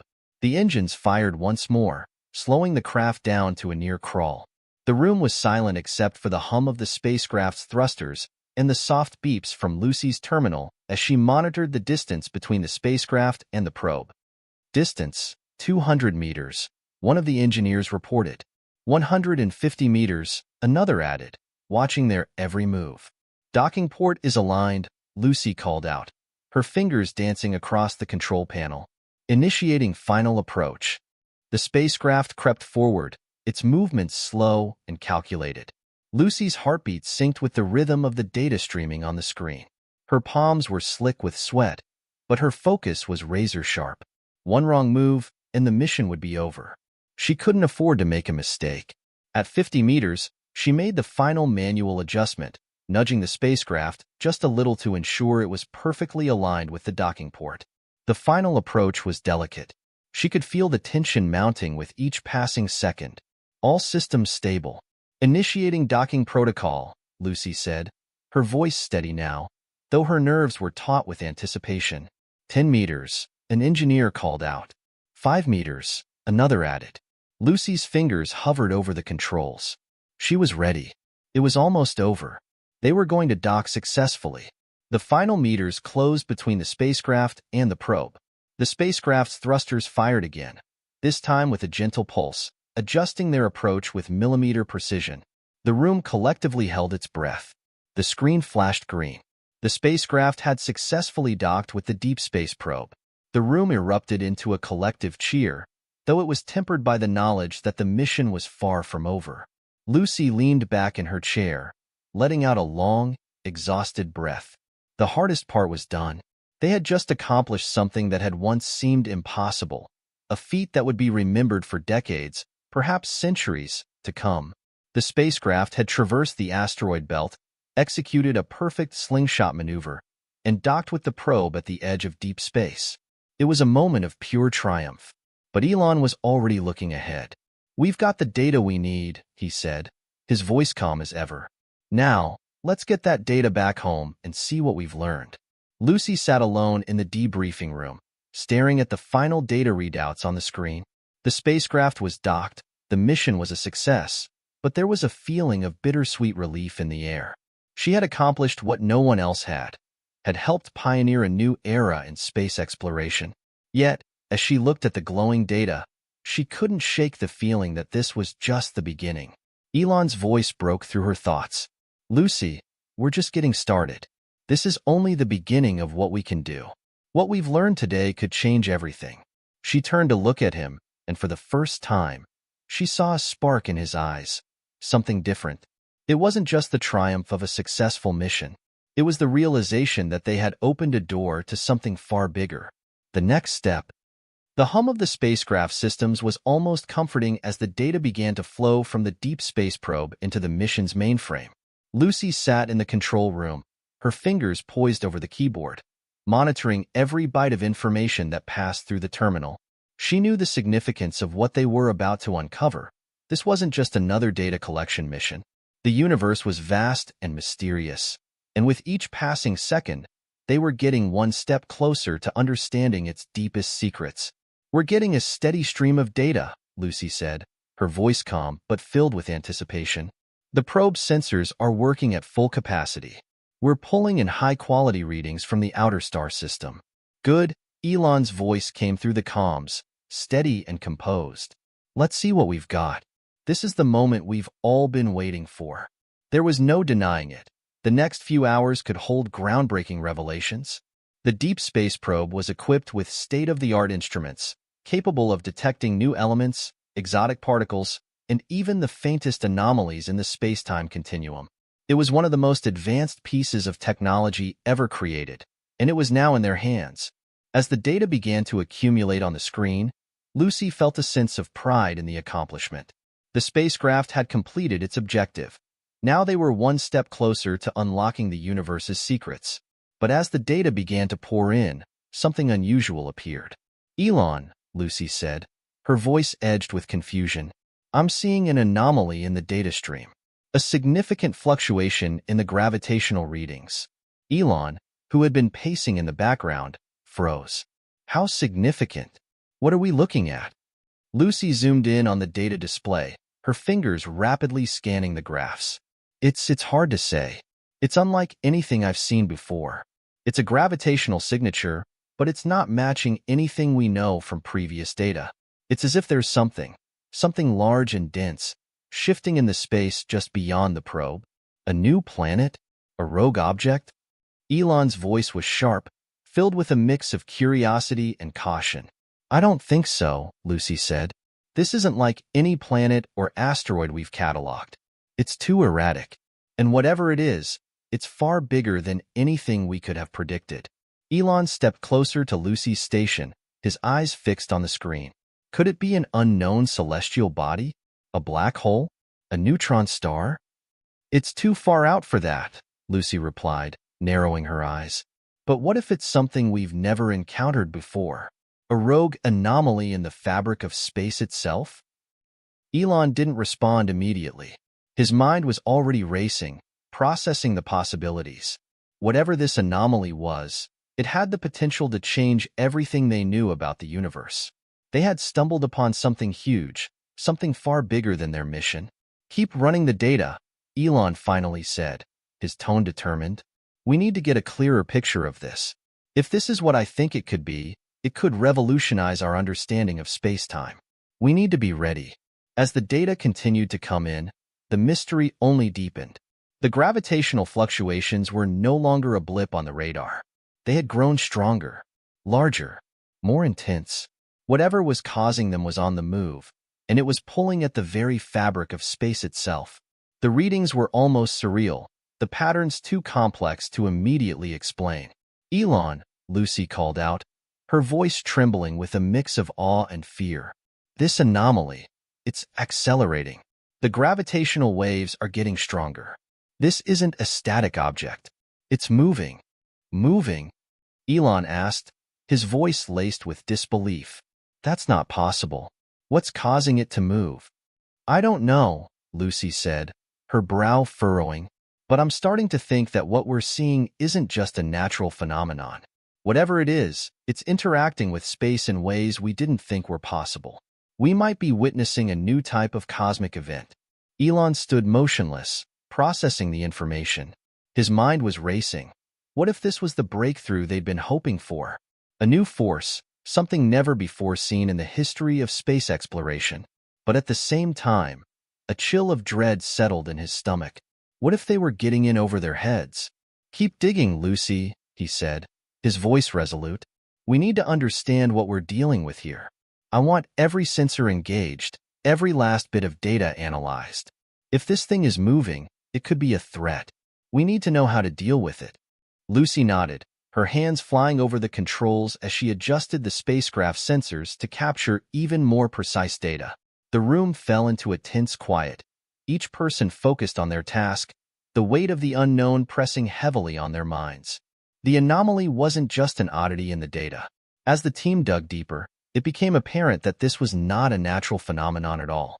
It wasn't a rogue asteroid or a previously unknown celestial object.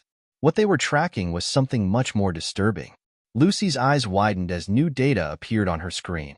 Elon, she said, her voice shaking now. This thing, whatever it is not just moving. It's accelerating toward us. And it's getting closer, at an alarming rate. Elon leaned forward, his face pale. Closer? Are you saying it's heading toward our position? I don't know how, but it's definitely moving in our direction. Fast. It's almost as if it's being pulled toward us. Or, perhaps it's pulling us in. Her voice trailed off as the realization hit her. Whatever this anomaly was, it wasn't something they could control. A sense of unease settled over the room. The entire team was aware of the implications. If this anomaly continued on its current trajectory, it could intersect with their spacecraft in a matter of hours. And if that happened, what then? Could they escape it? Could they survive an encounter with something that seemed to defy every law of physics they understood? Elon, Lucy said quietly, her eyes now locked on the data, we might have just uncovered the greatest discovery in human history, but we may also be in more danger than we ever imagined. Elon remained silent for a moment, processing. The possibilities were endless. This anomaly could be a wormhole, a rip in the fabric of space, a bridge to another dimension, or it could be something far more dangerous, something that could threaten the very existence of their mission, maybe even their lives. We're not backing down, Elon said finally, his voice firm. We don't know what this is yet, but we need to keep going. We're in this together. Stay focused. We'll figure it out. We're pioneers. Lucy didn't respond immediately. She just watched the data unfold before her. This wasn't just a mission anymore. This was a race against time. And whatever this anomaly was, it was coming for them. The gravity of the situation was beginning to settle in on Lucy and the entire mission team. The data was no longer speculative. It was real. They had encountered something unknown, something that was now moving toward them at an alarming rate. As the hours ticked by, the anomaly grew closer. Every passing minute brought with it the potential for disaster, or the opportunity for a discovery that could change everything. Lucy stared at the screen, her fingers hovering above the keyboard. The anomaly's gravitational waves were no longer a minor fluctuation. They were pulsing with intensity, shaking the very foundations of the spacecraft's systems. The sensors had begun to show signs of interference, static-like distortions creeping into the data stream. Elon, Lucy's voice was a tight whisper. It's closer now. The gravitational pull is starting to mess with our systems. We might lose contact soon if we don't figure this out. Elon stepped forward, his face set in lines of determination. We can't let that happen, he said, pacing the room. How much time do we have before it reaches us? Lucy's eyes flicked to the countdown on the screen. Less than 3 hours, maybe 2.5. If it continues accelerating like this, we won't have much time to react once it's within range. The room fell into a heavy silence. Each person in the command center was acutely aware of how close they were to facing something unknown and potentially deadly. The stakes had changed. No longer was this about space exploration. Now, it was a matter of survival. We need to make a decision, Elon said, breaking the silence. Can we outrun this thing? Is there any way to alter our course? Lucy ran her fingers over the controls, analyzing the data stream for any potential escape routes. The spacecraft was already on the fastest trajectory it could sustain. To attempt a sharp course change would require maximum thrust, and with the gravitational waves already interfering with their systems, that risked destabilizing the entire ship. We're too close now, she said, shaking her head. Any sudden moves could throw us off course completely. We need to think of another plan. Elon's mind raced, and then he looked at her, eyes narrowed. Could we send a probe ahead? If we can measure what this anomaly is made of, we might have a chance to predict how it'll interact with our ship. Maybe we can outsmart it. It's a possibility, Lucy said, her voice tight. But it'll take time. And by the time we get the probe back, it might be too late, Elon finished for her. We need to buy ourselves more time. The room was alive with activity, now as the mission team scrambled to find any feasible solution. Everyone knew that this wasn't just a scientific curiosity, it was a threat, and they needed to act fast. As the tension mounted, a voice from the back of the room caught everyone off guard. Why don't you just reverse? Lucy turned sharply to the speaker, blinking. It was Sarah, one of the younger engineers who had been quietly working at her terminal in the corner. She wasn't known for speaking up in high-stakes moments, so the fact that she had said something made Lucy take notice. Reverse? Lucy repeated, still processing the suggestion. We've already calculated our trajectory. If we reverse course, we lose valuable time. Besides, we don't even know if the anomaly is following us in the first place. Not reverse course, Sarah said, her voice steady. Reverse the gravitational momentum. You can generate a counterforce using the thrusters. Instead of changing course entirely, you could use the gravitational waves themselves to give us a push in the opposite direction. It's risky, but it might work. Elon's brow furrowed. Are you saying we could use the anomaly's own gravitational pull to propel us away from it? Sarah nodded. Exactly. It's not like a regular escape maneuver. You're not just dodging it. You're using its own force against it. If we can reverse engineer the calculations based on its mass and acceleration, we could create a sort of gravitational bounce. It's a long shot, but it's our best option. There was a pause as the team processed her suggestion. Lucy looked at the screen, considering it. It was an unconventional idea, but in the face of the unknown, unconventional might be their only option. Let's try it, Lucy said, breaking the silence. We don't have anything to lose at this point. The room came alive with activity as the engineers quickly worked to modify the spacecraft's trajectory and adjust the thrusters for the gravitational counterforce maneuver. It was an untested strategy, but their calculations suggested that, if they could measure the anomaly's gravitational pull with precision, they could create a temporary escape from its orbit. Are we sure this will work? Elon asked, though his voice had lost its edge of skepticism. What's the margin of error on this kind of maneuver? Very small, Sarah replied. If we miscalculate even slightly, we could end up closer to the anomaly, or worse, out of control. Then we have to make it perfect, Elon said, his voice low but filled with determination. We can't afford failure. As the team worked furiously, Lucy's mind raced. They were about to attempt something that, if successful, would be one of the most innovative space maneuvers in history. If they succeeded, it could forever change the way humans approached gravitational anomalies, space travel, and even deep space exploration. But if they failed, it could mean the end of their mission, and possibly their lives. The countdown timer flashed ominously on the screen, now showing just under 2 hours remaining. There was no turning back now. The spacecraft's systems were calibrated. The gravitational counterforce maneuver was ready. It was time to engage. Lucy took a deep breath and initiated the first sequence of commands. The spacecraft's engines hummed to life, and the calculated thrust adjusted to counteract the approaching anomaly's gravitational pull. For a moment, nothing happened. The crew held their collective breath, waiting for any sign that the maneuver had worked. Come on, Lucy muttered under her breath. Then, suddenly, the spacecraft jolted, and the entire room seemed to hold its breath. The instruments beeped wildly as the gravitational waves shifted. The anomaly's pull weakened slightly, just enough for them to feel a shift in momentum. We're moving, Lucy said, her voice barely above a whisper. It's working. We're pushing against it. The team erupted into quiet cheers. It wasn't a complete victory yet, but they had gained precious ground. The anomaly was no longer closing in at the same rate. They had a chance. Let's keep it steady, Elon instructed, his voice calm despite the weight of the moment. We can't let up now.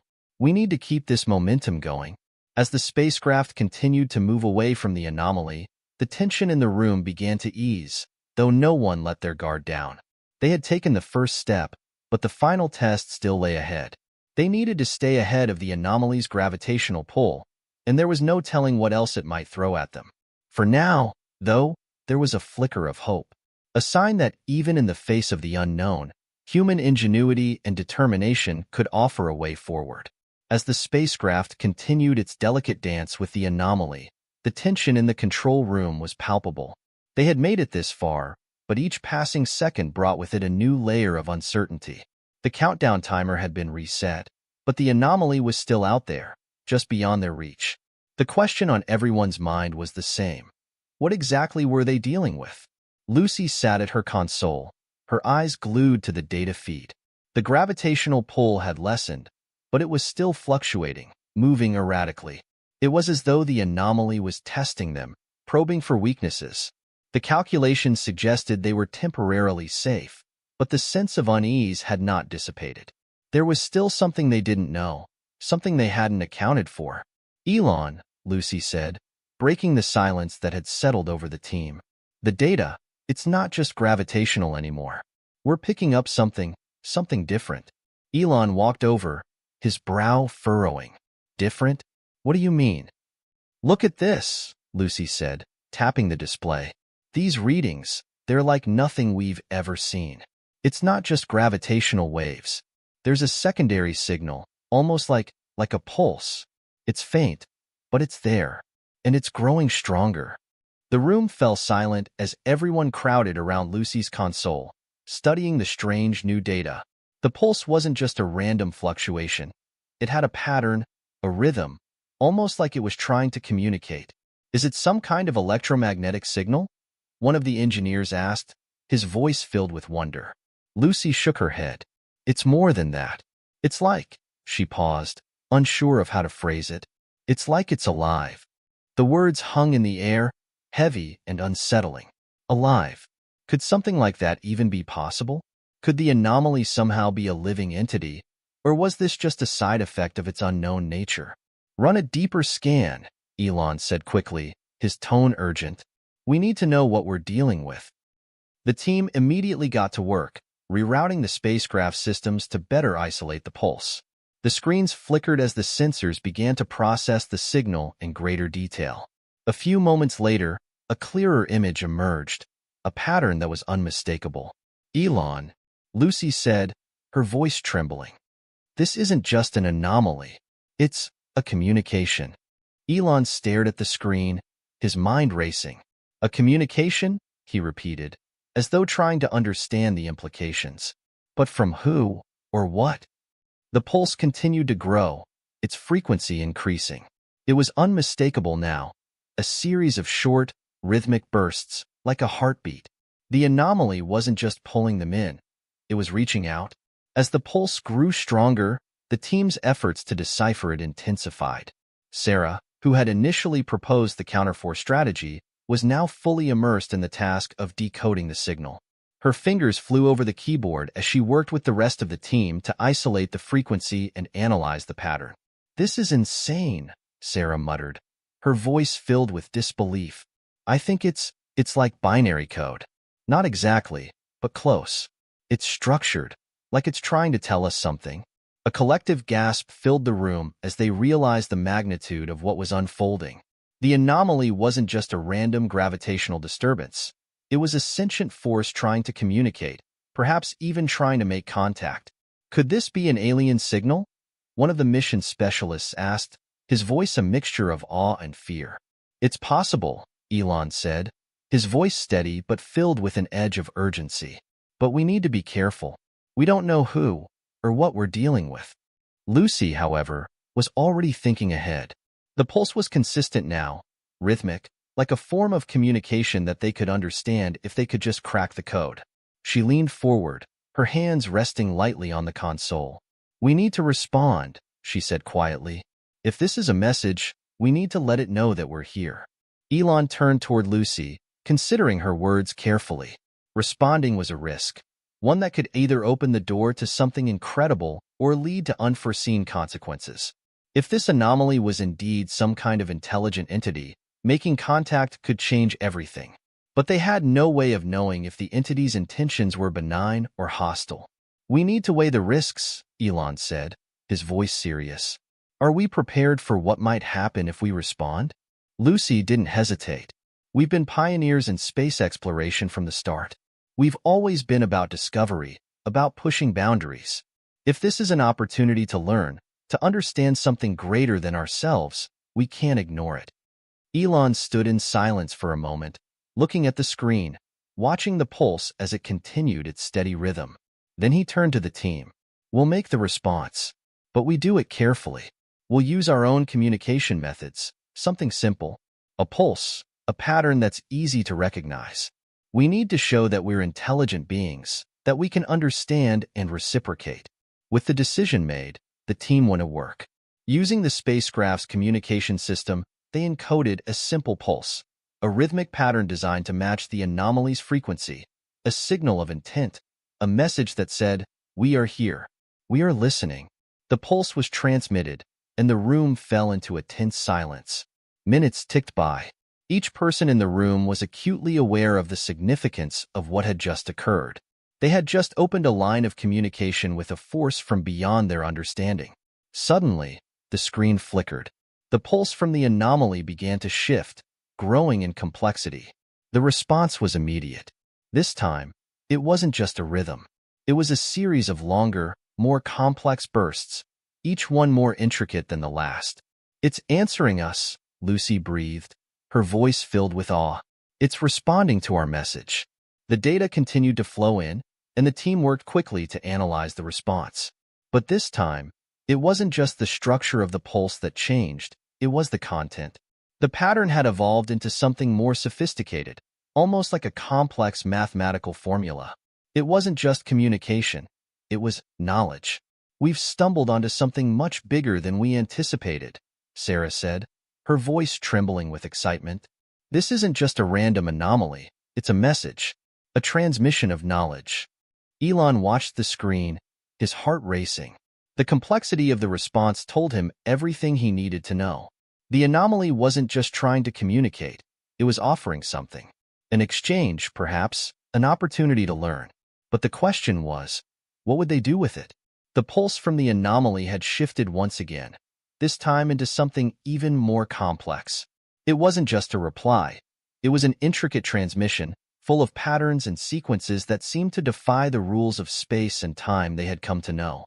The crew of the spacecraft stood in awe, staring at the screens, their minds racing as they tried to comprehend the enormity of the situation. "We're not just dealing with a signal," Lucy said, her voice trembling with the weight of her realization. "This is more. This is a transfer of information. It's almost like they're sending us data, some kind of knowledge."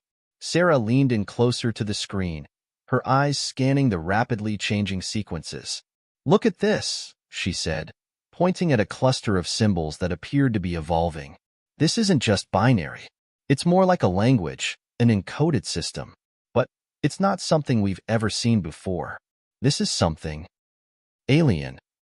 Elon had been quiet for a moment, his gaze fixed on the data as if trying to make sense of the incomprehensible. Then he spoke, his voice steady but urgent. "We need to decode this. Whatever they're sending, it's important.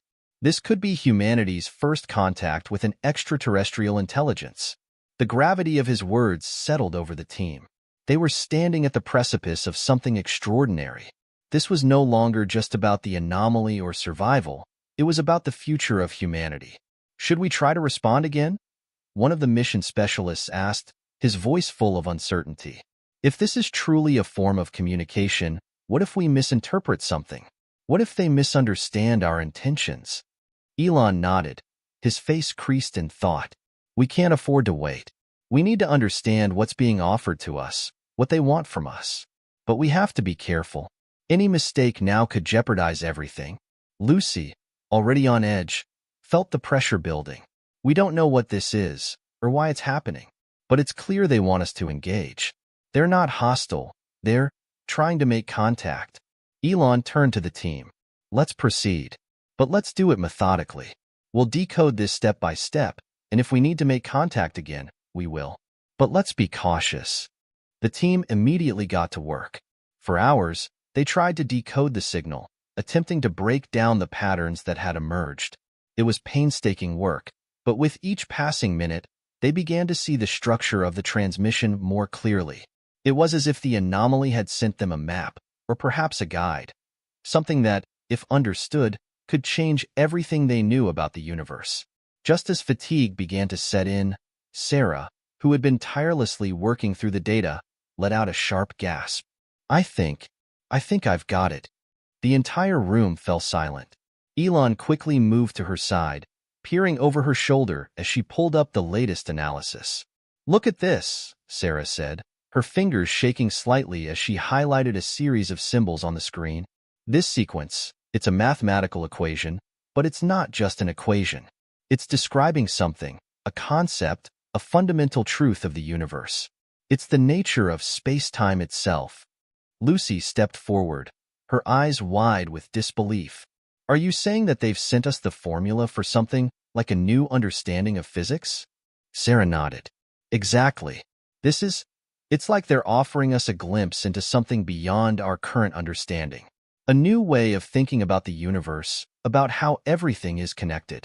Elon took a step back, processing the enormity of what they were seeing. "So, they're not just trying to communicate, they're trying to teach us. This is their gift, their knowledge." As the team continued to decode the transmission, the room buzzed with excitement. They had uncovered several key pieces of information, new theories about the fabric of space-time, equations that defied traditional physics, and models of energy manipulation that seemed almost magical in their complexity. It was a goldmine of knowledge, one that could revolutionize humanity's understanding of the universe. But with each discovery came a new question. Why were they sending this? What did the anomaly want in return? Lucy sat back in her chair, her mind racing. Do you think they want something from us? Maybe this isn't just a gift. Maybe they're testing us, seeing if we're worthy of this knowledge. Elon turned to her, his expression thoughtful. It's possible, but we can't assume their motives. All we can do is take what they're offering and use it wisely. As the decoded message continued to unfold, the team realized something even more significant. The knowledge they were receiving wasn't just theoretical. It had practical applications. The equations described methods for harnessing vast amounts of energy, for traveling through space faster than anything they had ever imagined. This was technology that could propel humanity into a new era, one of limitless possibilities. But with this knowledge came a heavy responsibility. Elon turned to the group, his face serious. "This is incredible," he said, "but we need to ask ourselves, should we share this with the world? This kind of power could change everything. It could unite humanity, or it could tear us apart. We need to make sure we use it wisely." Lucy nodded slowly. "We can't just release this information blindly. We have to understand it first, fully. And then, we need to make sure that the world is ready for it." As the team debated their next move, something shifted in the transmission. The pulse, which had been steady and rhythmic, suddenly grew erratic. It was as if the anomaly was aware of their conversation, aware that they were contemplating how to use its gift.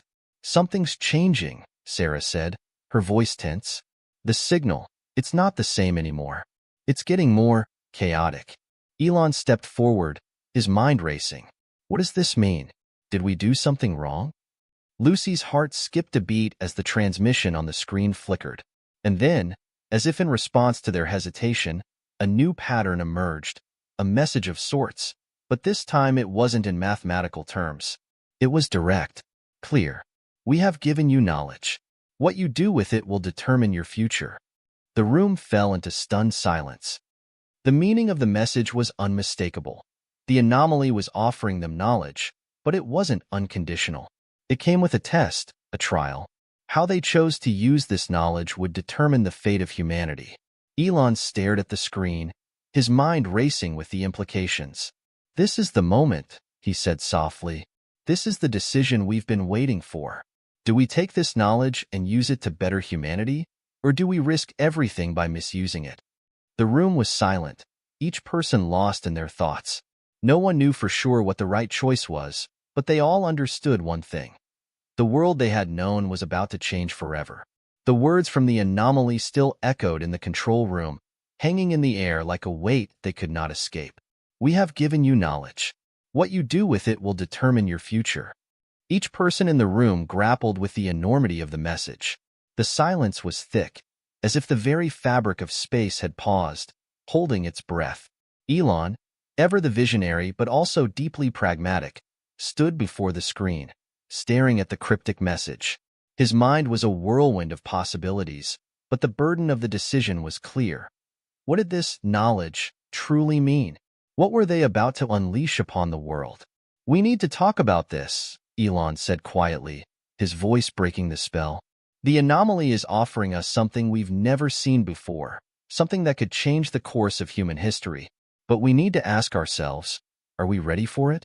Is the world ready?" Lucy, who had been absorbed in the data and its potential, looked up. "But they gave us this knowledge for a reason. Maybe they want us to use it to push humanity forward, to unlock something that can benefit everyone. And what if we misuse it?" Sarah interjected, her voice laced with caution. "What if we're not equipped to handle it? These equations, this technology, they could be more dangerous than we realize. We're not talking about just a breakthrough in physics or energy. We're talking about the power to reshape the universe itself." Elon turned to face the team, his mind racing with the consequences. "If we release this knowledge to the world, we risk opening Pandora's box. There's no going back. This could either usher in a golden age, or it could tear everything apart. Imagine what would happen if the wrong people get hold of it." Sarah clenched her fists, her heart heavy with the gravity of their position. "And if we keep it to ourselves? If we decide not to share it, we might be condemning humanity to stay stuck in its current cycle, never advancing, never understanding the true nature of the universe. The knowledge could change everything, but we have to be sure we're using it for the right reasons." Elon looked at Lucy, who had been silent until now, lost in thought. Her calm demeanor was a contrast to the intensity of the discussion. "What do you think?" Elon asked. "You've been following this from the start. You're the one who first saw that the anomaly was trying to communicate. What is it telling us?" Lucy took a deep breath, choosing her words carefully. "I think it's offering us a choice, not just a gift, but a responsibility. It's like the universe is handing us a tool we don't fully understand yet, but we have to decide how we wield it. The anomaly is testing us. It's not just about science, it's about wisdom. If we're not careful, we could end up creating something far worse than what we're trying to fix." Her words hung in the air, and for a moment, the room was still again. The team sat down around a table, their minds consumed by the weight of their next move. The spacecraft floated in the vast expanse of space, tethered to the anomaly but also adrift in uncertainty. The data was clear. The knowledge they had received could change everything. But the question remained. Should they share it with the world? "You know," Sarah began, her voice softer now, "there's something almost divine about this. The way it came to us. It feels like we're standing at the crossroads of humanity's evolution. This could be the moment when we transcend our limitations, or the moment when we destroy ourselves. No pressure, right?" Elon smiled faintly, though the smile didn't reach his eyes. "No pressure at all. But that's exactly it. We're not just scientists anymore. We're stewards of the future. We have to be responsible." Lucy nodded. "We need to take our time. Understand every aspect of this before we do anything. We can't rush into something this monumental." Elon agreed, but there was an edge to his voice when he spoke again. "But time is a luxury we don't have. This knowledge, it's like a fire. If we don't control it, it'll burn out of control. I can feel the urgency, even from here. Someone will find out about this soon. Someone in the right position, someone with the right influence. And when they do, the clock will start ticking." The room fell into quiet contemplation.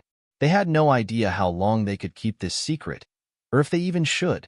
The entire world could be on the cusp of an incredible revolution or an irreversible disaster.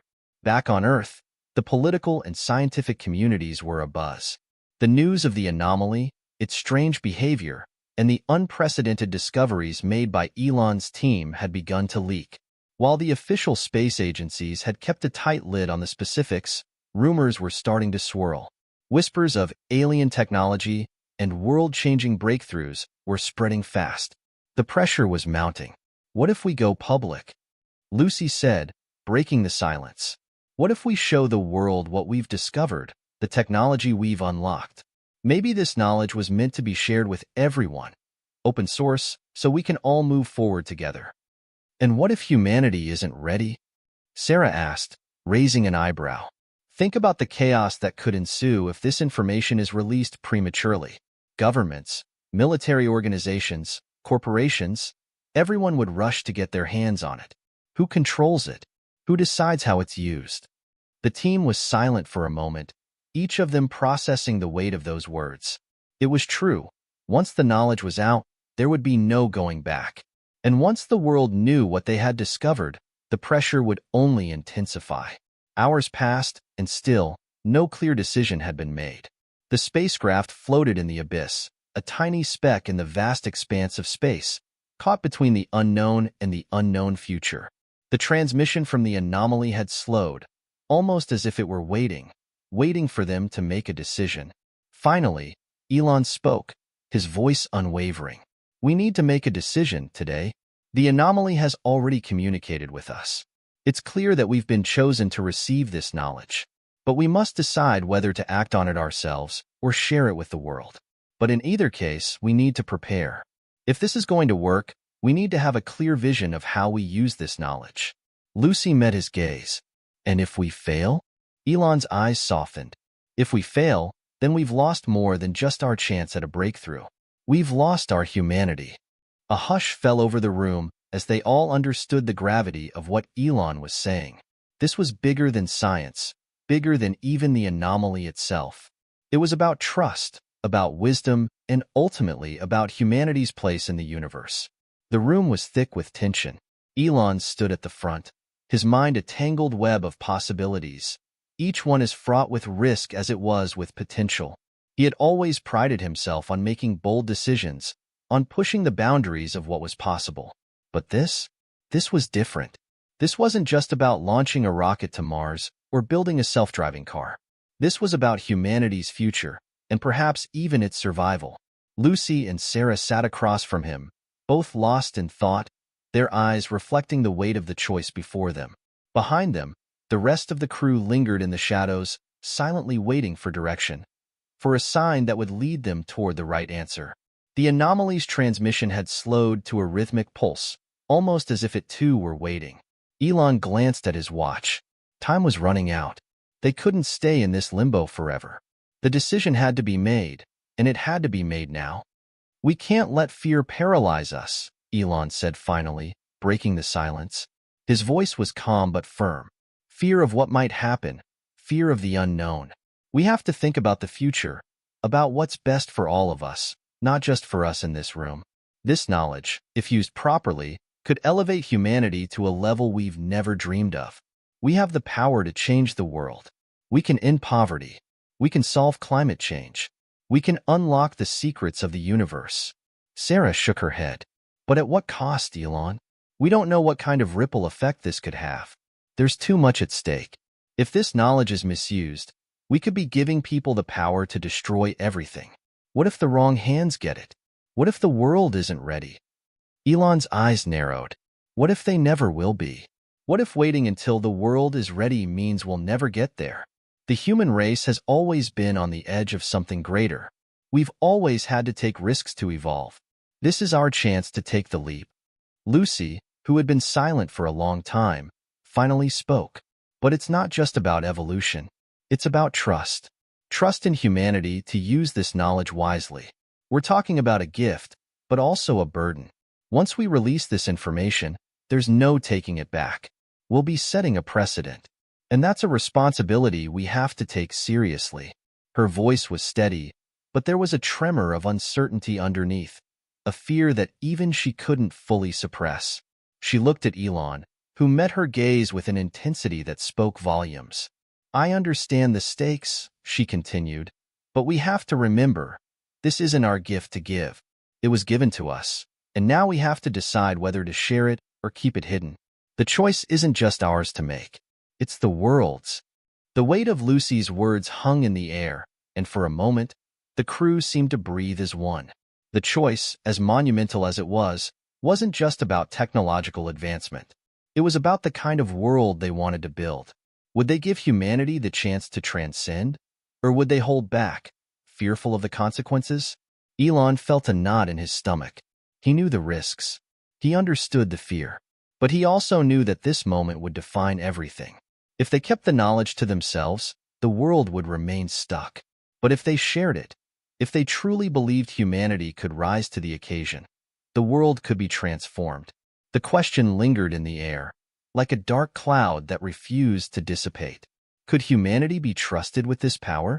Could they be trusted to use it for good, to understand it and wield it responsibly? Or was the risk too great? Would the knowledge fall into the wrong hands, leading to chaos, destruction, or worse? Sarah stood up, walking toward the window and looking out at the stars. "This is bigger than just us. It's bigger than our mission. This is the moment we've all been waiting for, the moment when humanity can step forward into the unknown. But are we truly ready for that? Are they ready?" Elon walked over and stood next to her. "The real question is, how can we prepare them? How can we ensure that when the knowledge is shared, it's used wisely? It's not about waiting for the perfect time. It's about making the world ready to handle it." "How do we make the world ready?" Lucy asked quietly, turning to face them. "How do we prepare people for something they don't even know they need?" Elon paused. "We start by leading with transparency. We tell the world everything we've learned. We share the knowledge, but we also share the responsibility that comes with it. We guide them, we teach them, and we make sure that the use of this power is in the hands of those who understand its potential and its dangers." "But what if they don't listen?" Sarah asked, her voice heavy with doubt. "What if, in the rush to harness this power, humanity forgets the lessons of history? We've made mistakes before, we've abused technology before. I know, Elon said, his tone quiet but firm.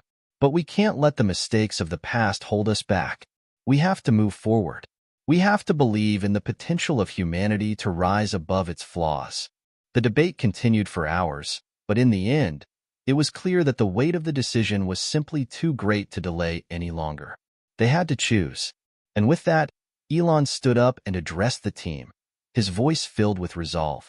I've made up my mind. We'll share the knowledge with the world, but not just with anyone. We'll release it gradually, through trusted institutions, through the scientific community, and the leaders who can ensure its ethical use. We'll help guide humanity to a place where this knowledge can be used to solve the greatest challenges of our time. We'll make sure the world is ready. Lucy and Sarah exchanged glances. It was a bold move, but it was one they could live with. They were no longer just explorers. They were stewards of the future. Sarah sighed, the weight lifting slightly from her shoulders. It's a gamble, Elon, but I think it's the right one. Lucy nodded. We can only hope that humanity will rise to the challenge. Elon turned back to the screens, where the anomaly's transmission was still pulsing, waiting. The next steps would be the hardest. The world wasn't ready for this knowledge, but it would have to be. They would make sure of it. As he sat back in his chair, staring at the glowing symbols, he realized the magnitude of what lay ahead. This wasn't just a new chapter for humanity. It was a new book entirely, a book that they were about to write together. The decision was made.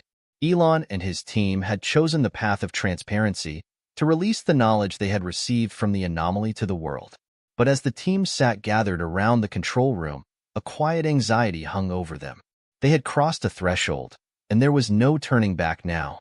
The anomaly's signal had been intermittent for days, almost as if it too were aware of the magnitude of the next steps. Elon stared at the screens, watching the glowing symbols pulse slowly. The countdown had begun.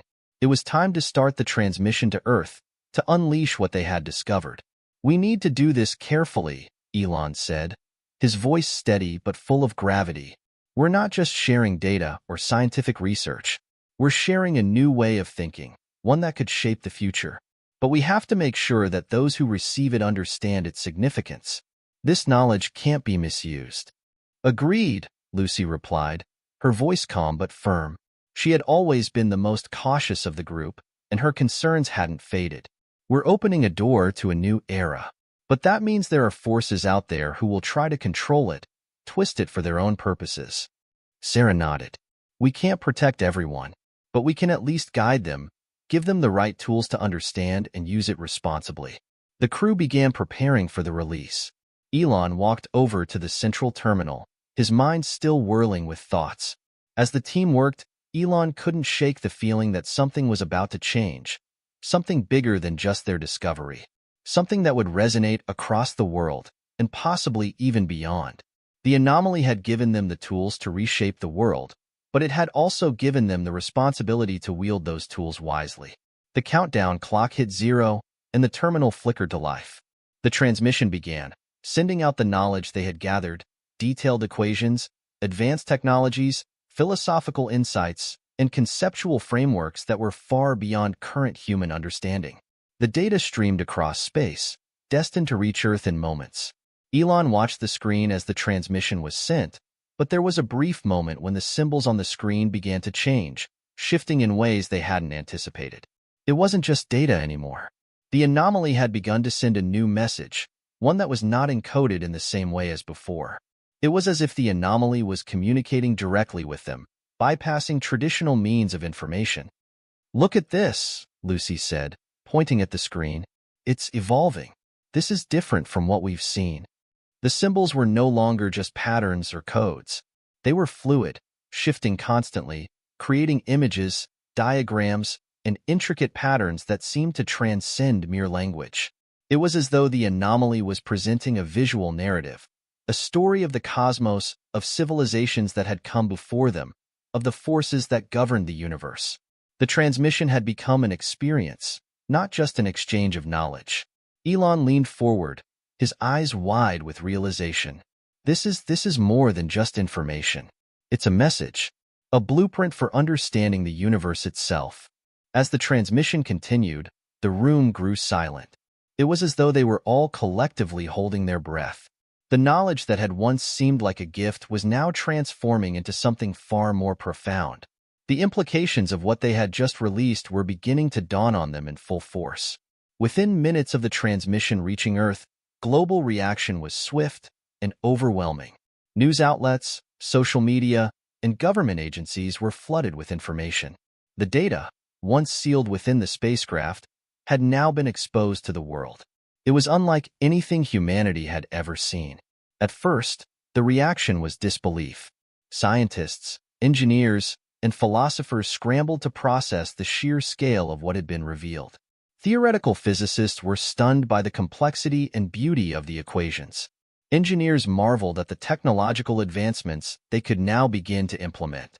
Some of the concepts were so advanced that many didn't even know where to begin. But quickly, the excitement turned to unease.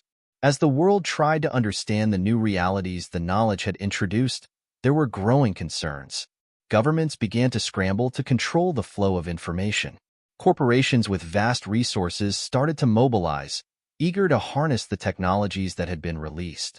Military leaders debated how the knowledge could be weaponized. It was clear that not everyone shared Elon's vision of using the knowledge for the greater good. Some were already plotting ways to use it for personal gain, and the chaos that followed the release was inevitable. In the days that followed, a wave of global upheaval began. The world's leaders convened emergency meetings to figure out how to handle the unprecedented developments. Some nations embraced the knowledge, forming global coalitions to advance new technologies and address critical issues like climate change, energy scarcity, and health crises. Others, fearful of losing their power, moved quickly to hoard the information, restricting access to only select groups. Elon, Lucy, and Sarah watched from the spacecraft as the news unfolded. The hope they had felt when making the decision to release the knowledge was quickly tempered by the chaos that followed. They had opened Pandora's box, and now, the world had to decide how to deal with the contents. "This is exactly what we feared," Sarah said, her voice filled with frustration. "We gave the world a chance to change, but they can't see past their own agendas. We've created divisions, those who want to help and those who want to control." Lucy nodded, her expression thoughtful. "It's not about control. It's about understanding. And that's where we failed. We didn't prepare them for this.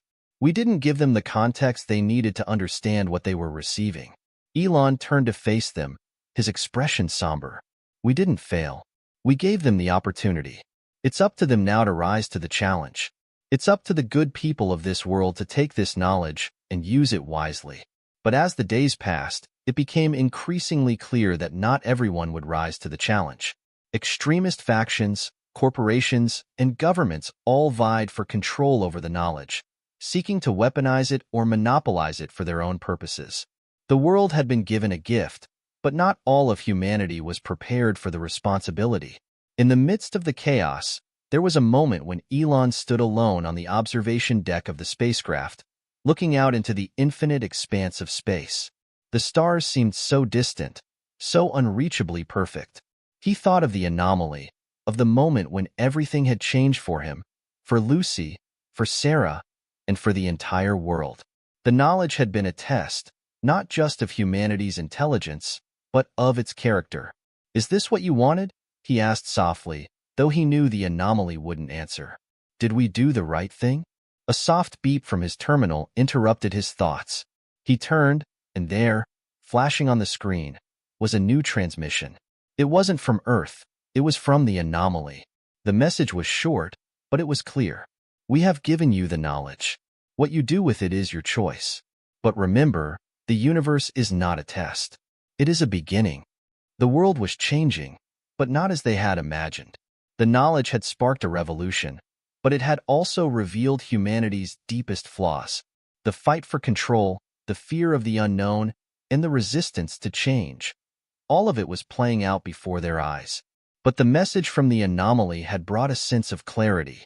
This wasn't just about the knowledge they had been given. It was about humanity itself, the choices it made, the responsibility it took on, and the direction it chose to move in. The universe had offered them a gift, but it was up to humanity to decide how to use it. And in that moment, Elon realized something profound. The true test was not in the knowledge itself, but in how humanity would rise to meet it. The knowledge has been released, and the world has reacted. But now, the question remains, what will humanity do with it? Will they rise to the challenge and use it for the greater good? Or will they be consumed by fear and greed? What path will we choose? Let us know your thoughts in the comments below. And thank you for following this journey. It's been a long road, and while this chapter may be over, the story is far from finished.